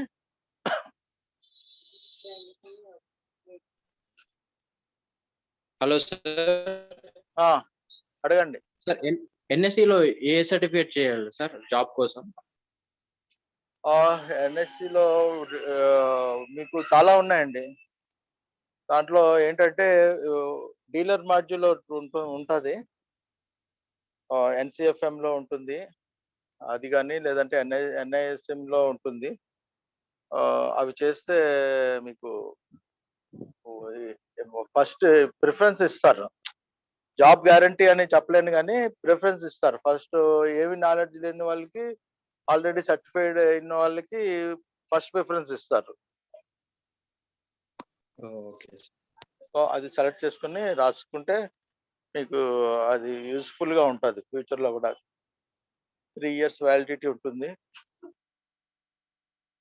సో నిన్న చాలా మంది అడిగారు, ఏంటి ఎంప్లాయ్మెంట్ జాబ్ కావాలి, ఇంకోటేమో మ్యూచువల్ ఫండ్స్ లో ఫ్రాంచైజీ ఎలా తీసుకోవాలి, అలాగే స్టాక్ మార్కెట్ లో ఫ్రాంచైజీ ఎలా తీసుకోవాలి. సో ఇది చాలా ఆపర్చునిటీస్ ఉన్నాయి దీంట్లో. ఏంటంటే ఒకటి, ఎంప్లాయ్ కింద అవ్వాలంటే ఈజీగా అవ్వచ్చు. ఈజీగా అంటే ఏం లేదు, మీరు ఇప్పుడు స్టాక్ మార్కెట్ లో ఫస్ట్ అవసరం ఉన్నది ఇన్వెస్టర్స్ ని యాడ్ చేసుకోవాలన్నమాట. ఇన్వెస్టర్స్ మీరు పర్ మంత్ కనీసం ఒక 10 మంది ఇన్వెస్టర్స్ యాడ్ చేయగలను అన్న ఇది చేయగలిగితే మీకు జాబ్ ఇచ్చేస్తారు. ఈవెన్ ఫ్రాంచైజీలో అయినా ఇచ్చేస్తారు, లేదా బ్రాంచ్లో అయినా ఇస్తారు. అంటే మీరు యాడ్ చేయగలగాలి, అకౌంట్లు ఓపెన్ చేయించగలగాలి, ఇన్వెస్టర్స్ని ఓపెన్ చేయించగలగాలి. సో అక్కడ జాబ్ గ్యారంటీ అన్నమాట. మీరు కాన్ఫిడెంట్గా ఒక 10 మందిని, ఒక నెలకి 10 మందిని, ఇంకా 10 మంది కాకపోయినా ఒక 5గురిని జాయిన్ చేయగలిగితే యాక్టివ్గా ఉన్న వాళ్ళని మీకు జాబ్ ఇచ్చేస్తారు. అలాగే ఫ్రాంచైజీ వాళ్ళనే ఇస్తారు, బ్రాంచ్ వాళ్ళనే ఇచ్చేస్తారు మీకు ఎంప్లాయ్మెంట్ కావాలంటే. అదే బిజినెస్ చేసుకుందాం అనుకున్న వాళ్ళకి హ్యూజ్ ఆపర్చునిటీ అన్నమాట. బిజినెస్ ఎక్కడైనా, ఫ్రాంచైజీ ఎక్కడైనా ఓపెన్ చేసుకోవచ్చు. ఓపెన్ చేసుకుని మీరే ఓన్గా అకౌంట్లు ఓపెన్ చేసుకుంటూ ఉండాలి.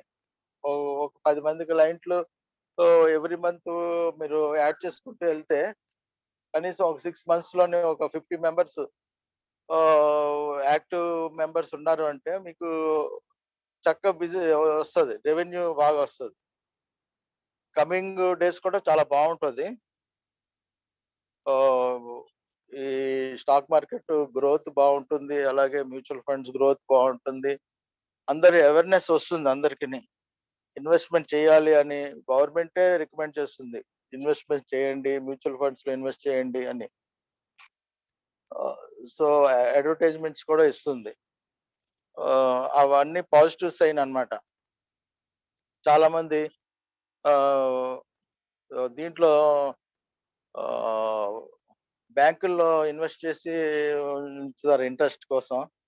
ఆ ఇంట్రెస్ట్ కంటే ఎక్కువ ఇంట్రెస్ట్ వస్తుంది వీటిలో పెడితే. సో చాలా మంది ఇప్పుడు వస్తున్నారు. ఆ ఇంట్రెస్ట్ రేట్లు బాగా, బ్యాంకులో ఇంట్రెస్ట్ రేట్లు తగ్గిపోతున్నాయి, ఇయర్ కి తగ్గుతుంది. సో దాంట్లో ఎఫ్డీలు అవి క్యాన్సిల్ చేసి దీంట్లో మ్యూచువల్ ఫండ్స్ లో పెడుతున్నారు. సో ఆ కస్టమర్స్ ఎక్కువ వస్తారు. సో ఫ్రాంచైజీ చేసుకునే వాళ్ళకి అది బాగా అడ్వాంటేజ్ అన్నమాట. ఫ్రాంచైజీస్ అడ్వైజర్స్ కింద అయిన వాళ్ళకి అది బాగుంటుంది.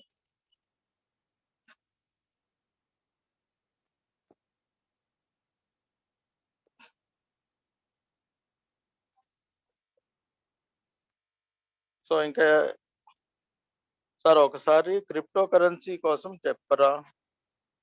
క్రిప్టో కరెన్సీ అది కరెన్సీలో కొత్త కరెన్సీ అన్నమాట. ఇప్పుడు చాలా వాలటైల్ గా ఉంటుంది. అది చేయకపోవడం మంచిది. మనం రికమెండ్ కూడా చేయకూడదు. పెరుగుతుంది అని చెప్పి కొంటే తగ్గిపోయితే మళ్ళీ మనకి బ్లేమ్ చేస్తారు. సో సేఫ్ గా డాలర్ ఏదైనా చేసుకుంటే పర్లేదు. రూపీ డాలర్ స్పెక్యులేషన్ అది. క్రిప్టో కరెన్సీ చాలా రిస్కీ అన్నమాట.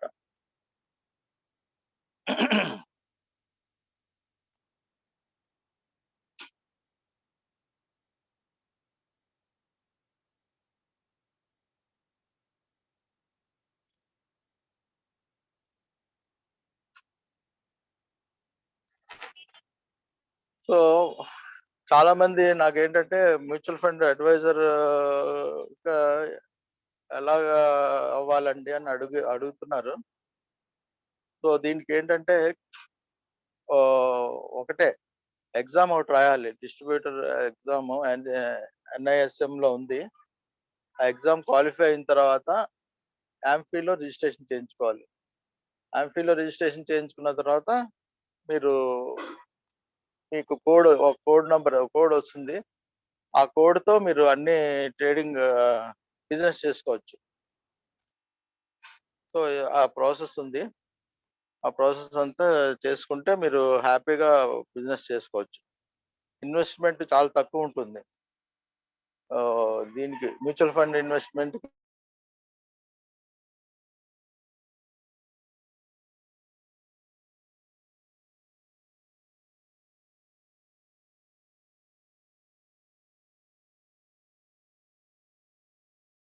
అమౌంట్ వస్తుంటుంది, మంత్లీ అమౌంట్ వచ్చేస్తుంది. వాళ్ళు ఎన్ని ఇయర్స్ ఉంచితే అన్ని ఇయర్స్ మీకు అమౌంట్ కొంత కమిషన్ వస్తుంటది.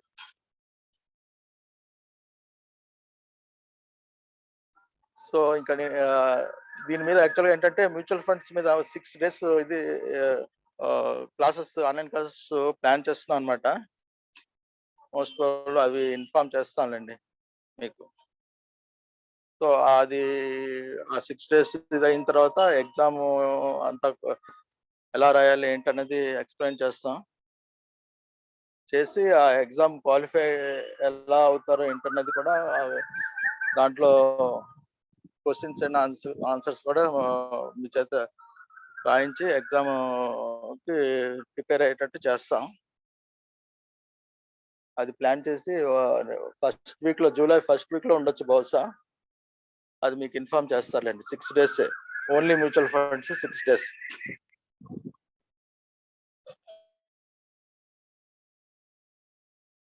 అది ప్రొసీజర్, ఎంపీలో కోడ్ ఇలా తీసుకోవాలి ఏంటన్నది కూడా ఎక్స్ప్లెయిన్ చేసి డీటెయిల్ గా చెప్పి ఇండివిజువల్ గా చేయిస్తాం. అది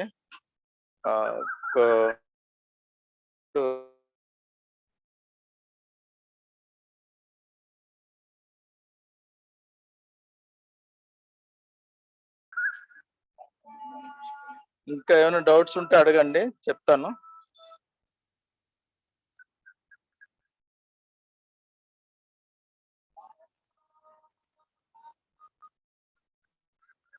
ఓకే, అలాగే.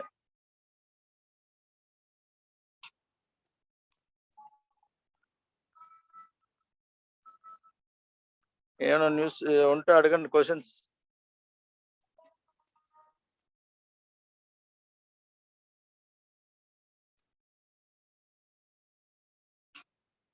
ఎగ్జామ్ మండే ఉందండి, రేపు సాటర్డే కదా. రేపు మోస్ట్ ప్రాబబ్లీ ఎవరైనా హెచ్ఆర్స్ ఎవరైనా ఉంటే వాళ్ళు వస్తారు. రత్న గారు చెప్తారు మీకు. హెచ్ఆర్స్ కానీ ఇంకా రిక్రూట్మెంట్ చేసుకున్న వాళ్ళు ఎవరైనా ఉంటే రావచ్చు. వాళ్ళందరికీ మీ రెజ్యూమ్స్ అవి పంపిస్తే వాళ్ళు మీకు ఏమైనా ఉంటే ఆపర్చునిటీస్ ఉంటే మీకు ఇన్ఫార్మ్ చేస్తారు. రేపు ఫైనల్ క్లాస్.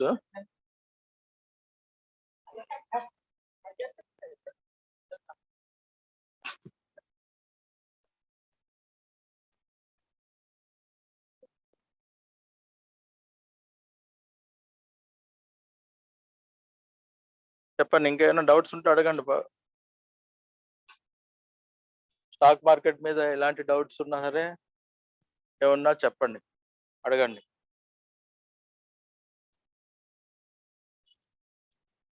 సో ఒక్కటే, ఇంట్రెస్ట్ ఉంటే మాత్రం మొత్తం ఇన్ఫర్మేషన్ బాగా ఇచ్చేస్తుండండి.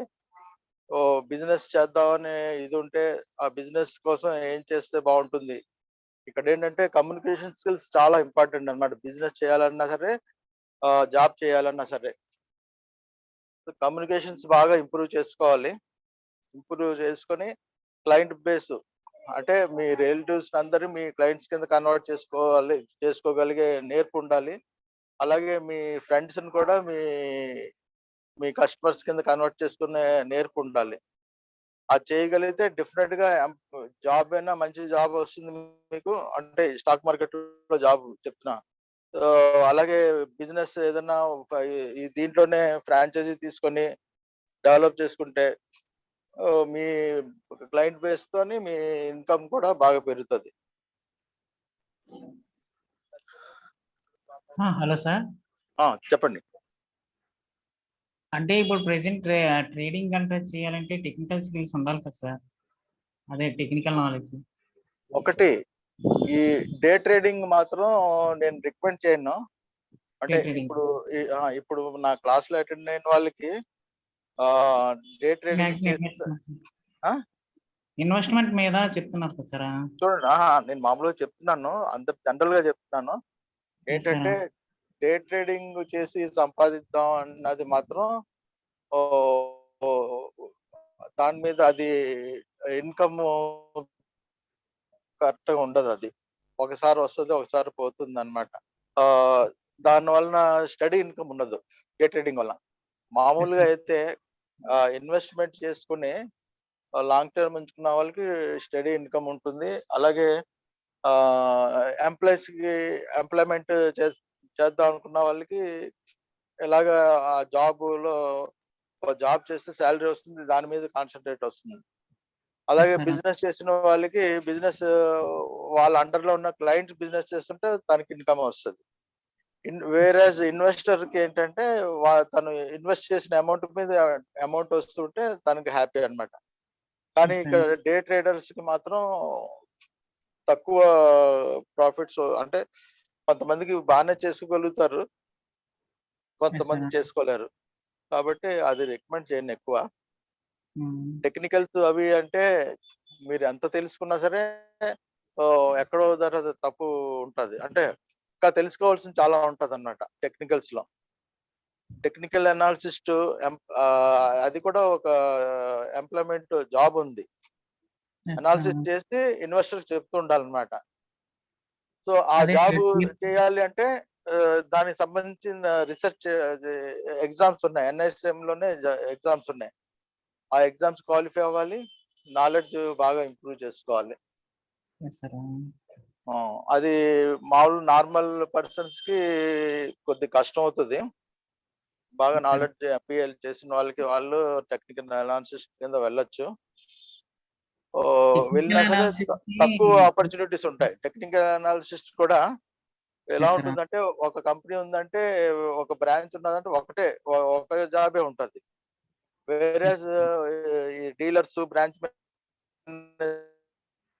Managers, relationship managers number of jobs అన్నమాట.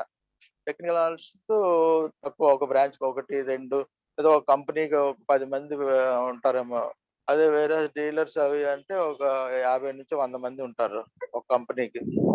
బ్రాంచ్ మేనేజర్లు ఎన్ని బ్రాంచ్లు ఉంటే అన్ని బ్రాంచ్ మేనేజర్లు, అలాగే వాళ్ళకి ఆపర్చునిటీస్ ఎక్కువ ఉంటాయి. అంటే స్టాక్ పెరుగుతుందా లేదా అని చెప్పేది డీలర్ కూడా చెప్తారు కదా సార్.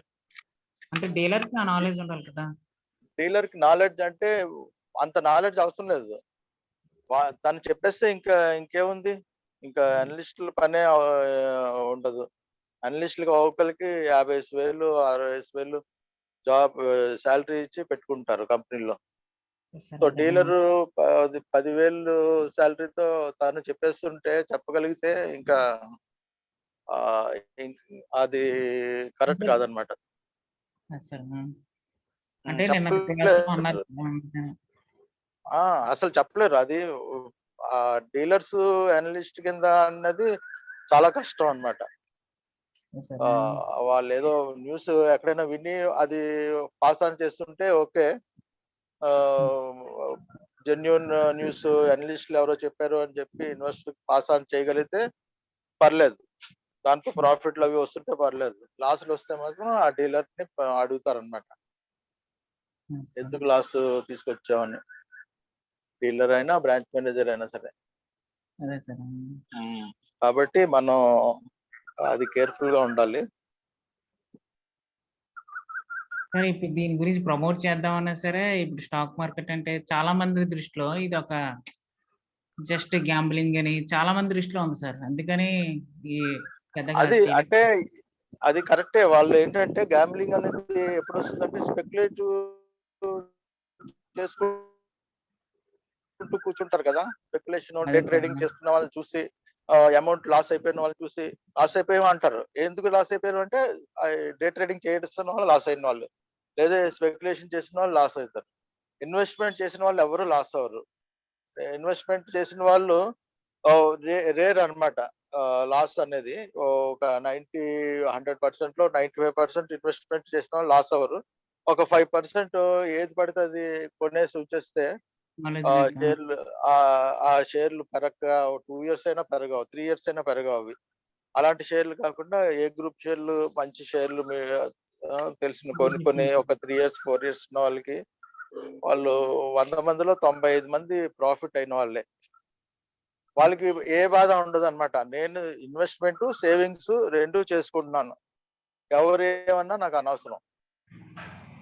అదే సార్. ఇప్పుడు అందరూ ఎడ్యుకేట్ అయిపోయారు కాబట్టి ఓన్లీ ఇన్వెస్ట్మెంట్ చేస్తున్నారు. డే ట్రేడింగ్ ఎవరు తగ్గించుకుంటున్నారు తెలిసిన వాళ్ళు.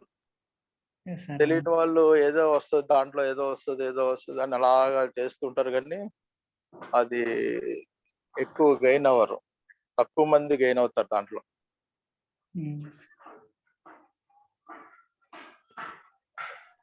Okay sir. చూడండి ఇంకా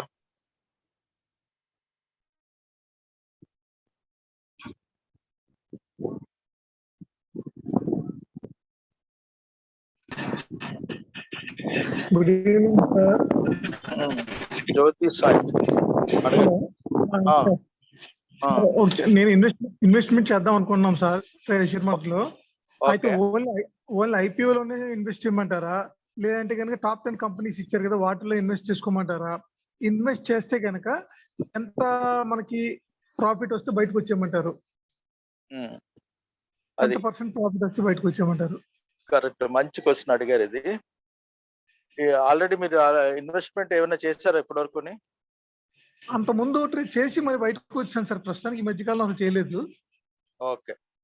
ఒకటి ఏంటంటే ఐపీఓలు జాగ్రత్త చూసుకొని, మంచి కంపెనీలు అన్ని ఐపీఓలు అప్లై చేయకూడదు. Okay okay sir. అవి చూసి మంచి బ్రాండ్ ఉన్నవి, మంచి నేమ్ ఉన్నవి పెట్టి అలాట్ అవ్వగానే ఇమ్మీడియట్ గా ఎగ్జిట్ అయిపోవచ్చు ప్రాఫిట్ ఉంటే.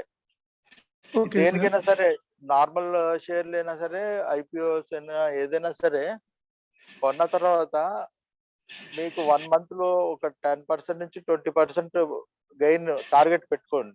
టార్గెట్ ఎప్పుడు ఉండాలి. నాకు 10% బ్యాంక్ లో అయితే నాకు ఇయర్ కి 10% వస్తుంది. ఎఫ్డీలు అవి చేసుకుంటే 8% అలా వస్తుంది. దీంట్లో మంత్ కి 10% నాకు వచ్చింది, లేదంటే 1 year వరకు నేను వెయిట్ చేస్తాను. 1 year లో ఎప్పుడు 20% వచ్చినా నేను అమ్మేస్తాను. 20% వస్తే నేను అమ్మేస్తాను అన్నది మైండ్ లో పెట్టుకోవాలి. 20% ఎప్పుడు వచ్చిందో అమ్మేస్తాను. అది దాని తర్వాత పెరిగినా పర్లేదు. అదొక స్ట్రాటజీ. ఇంకోటి ఏంటంటే ఇన్వెస్ట్ చేస్తారు. నేను ఫలానా హౌస్ కోసం నేను ఇన్వెస్ట్ చేస్తాను, కొద్దిగా ఇన్వెస్ట్ చేసుకుంటూ వెళ్తాను, మార్కెట్ తగ్గినప్పుడల్లా పెట్టుకుంటాను అని చెప్పి 10,000 20,000 అలా ఇన్వెస్ట్ చేస్తూనే వెళ్తుంటారు. అది తగ్గినా పెరిగినా మీకు సంబంధం లేదు.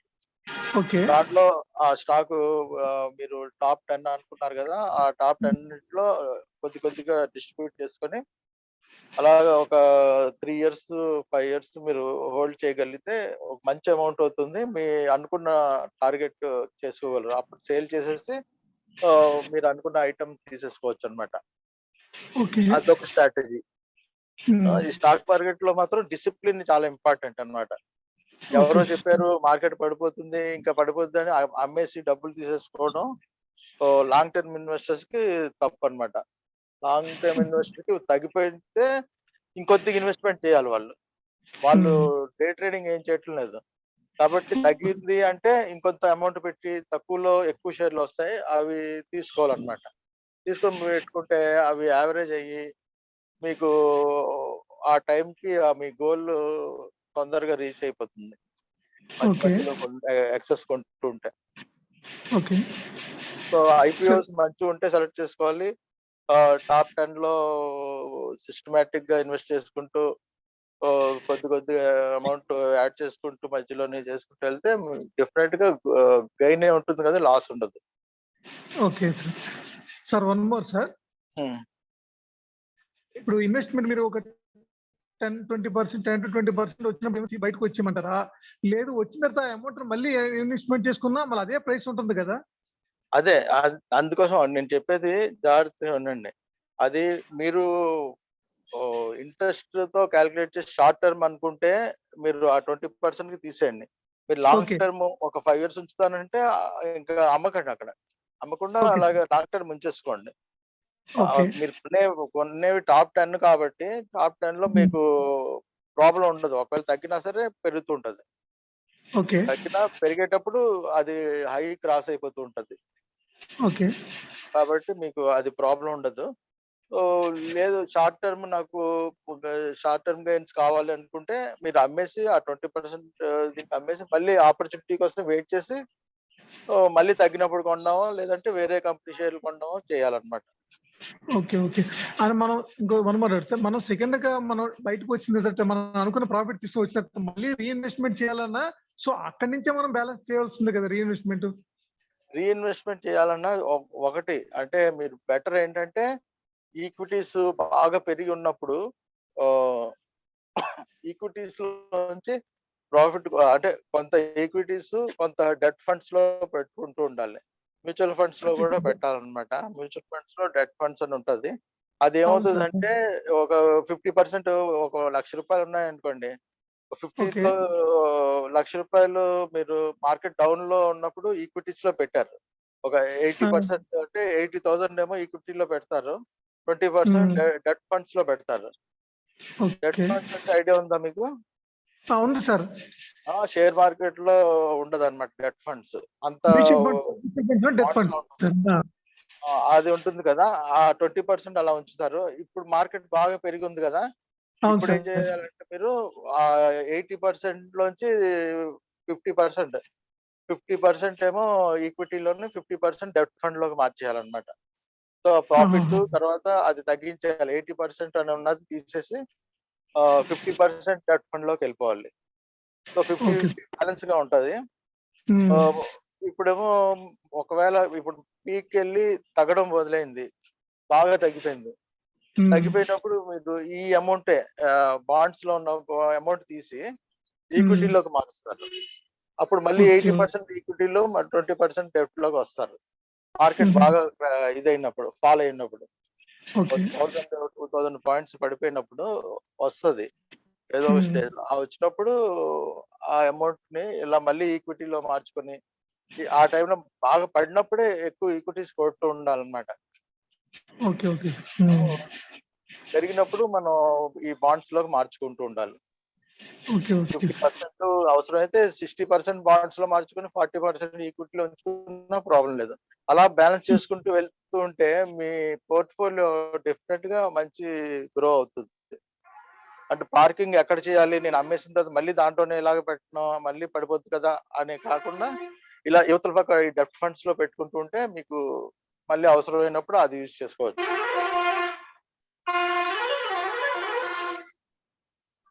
ఓకేనా? సార్ ఆ! చెప్పండి. సార్ బ్రాంచెస్ కి దీని చెప్పండి. Sir hello! బ్రాంచెస్ కి ఫ్రాంచైజ్ కి డిఫరెన్స్ ఏంటి సార్? అండ్ దాని వాటి బెనిఫిట్స్ ఏంటి సార్? బ్రాంచెస్ అంటే కంపెనీ రన్ చేస్తదన్నమాట. ఎంప్లాయీస్‌ని పెట్టి కంపెనీ రన్ చేస్తది. ఎంప్లాయీస్‌కి సాలరీ ఇస్తది. Direct stock broker main member 3,00,00,000, 4,00,00,000 పెట్టి కొంటారంటున్నాను కదా! మెంబర్‌షిప్ వాళ్ళు రన్ చేస్తారన్నమాట బ్రాంచెస్‌ని. ఓకే. రన్ చేస్తున్న వాళ్ళు సబ్ బ్రోకర్‌షిప్ లేదంటే ఫ్రాంచైజీ అనేది ఇస్తారు వాళ్ళు. కొంత అమౌంట్ ఓకే తీసుకొని. సార్.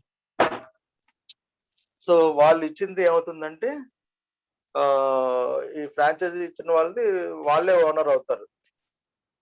సో వాళ్ళు షేరింగ్ ఉంటుంది. ఆ షేరింగ్ ఎంత అనేది మనం చూడాలన్నమాట. అంటే ఆహ్, ఫ్రాంచైజ్ వాళ్ళకి ఎక్కువ బెనిఫిట్స్ ఉంటాయి కదా సార్? స్టార్టింగ్ ఆ! లో ఎక్కువ ఇన్వెస్ట్‌మెంట్ ఉంటది. తర్వాత బెనిఫిట్స్ ఎక్కువ ఉంటాయి కదా సార్ వాళ్ళకి?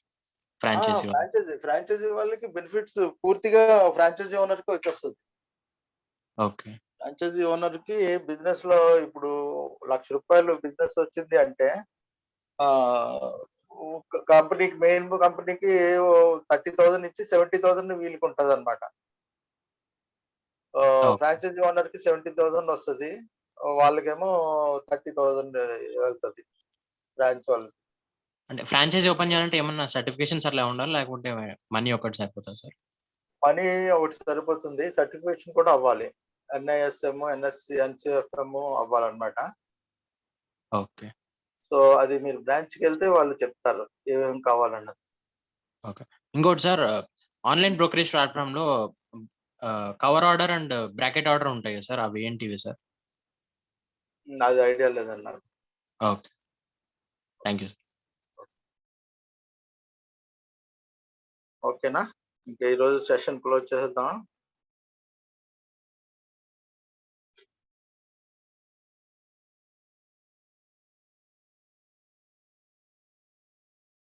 ఓకేనా? రేపు మళ్ళీ క్లాస్ లో అటెండ్ అవుదాం. రేపు లాస్ట్ డే. ఓకేనా?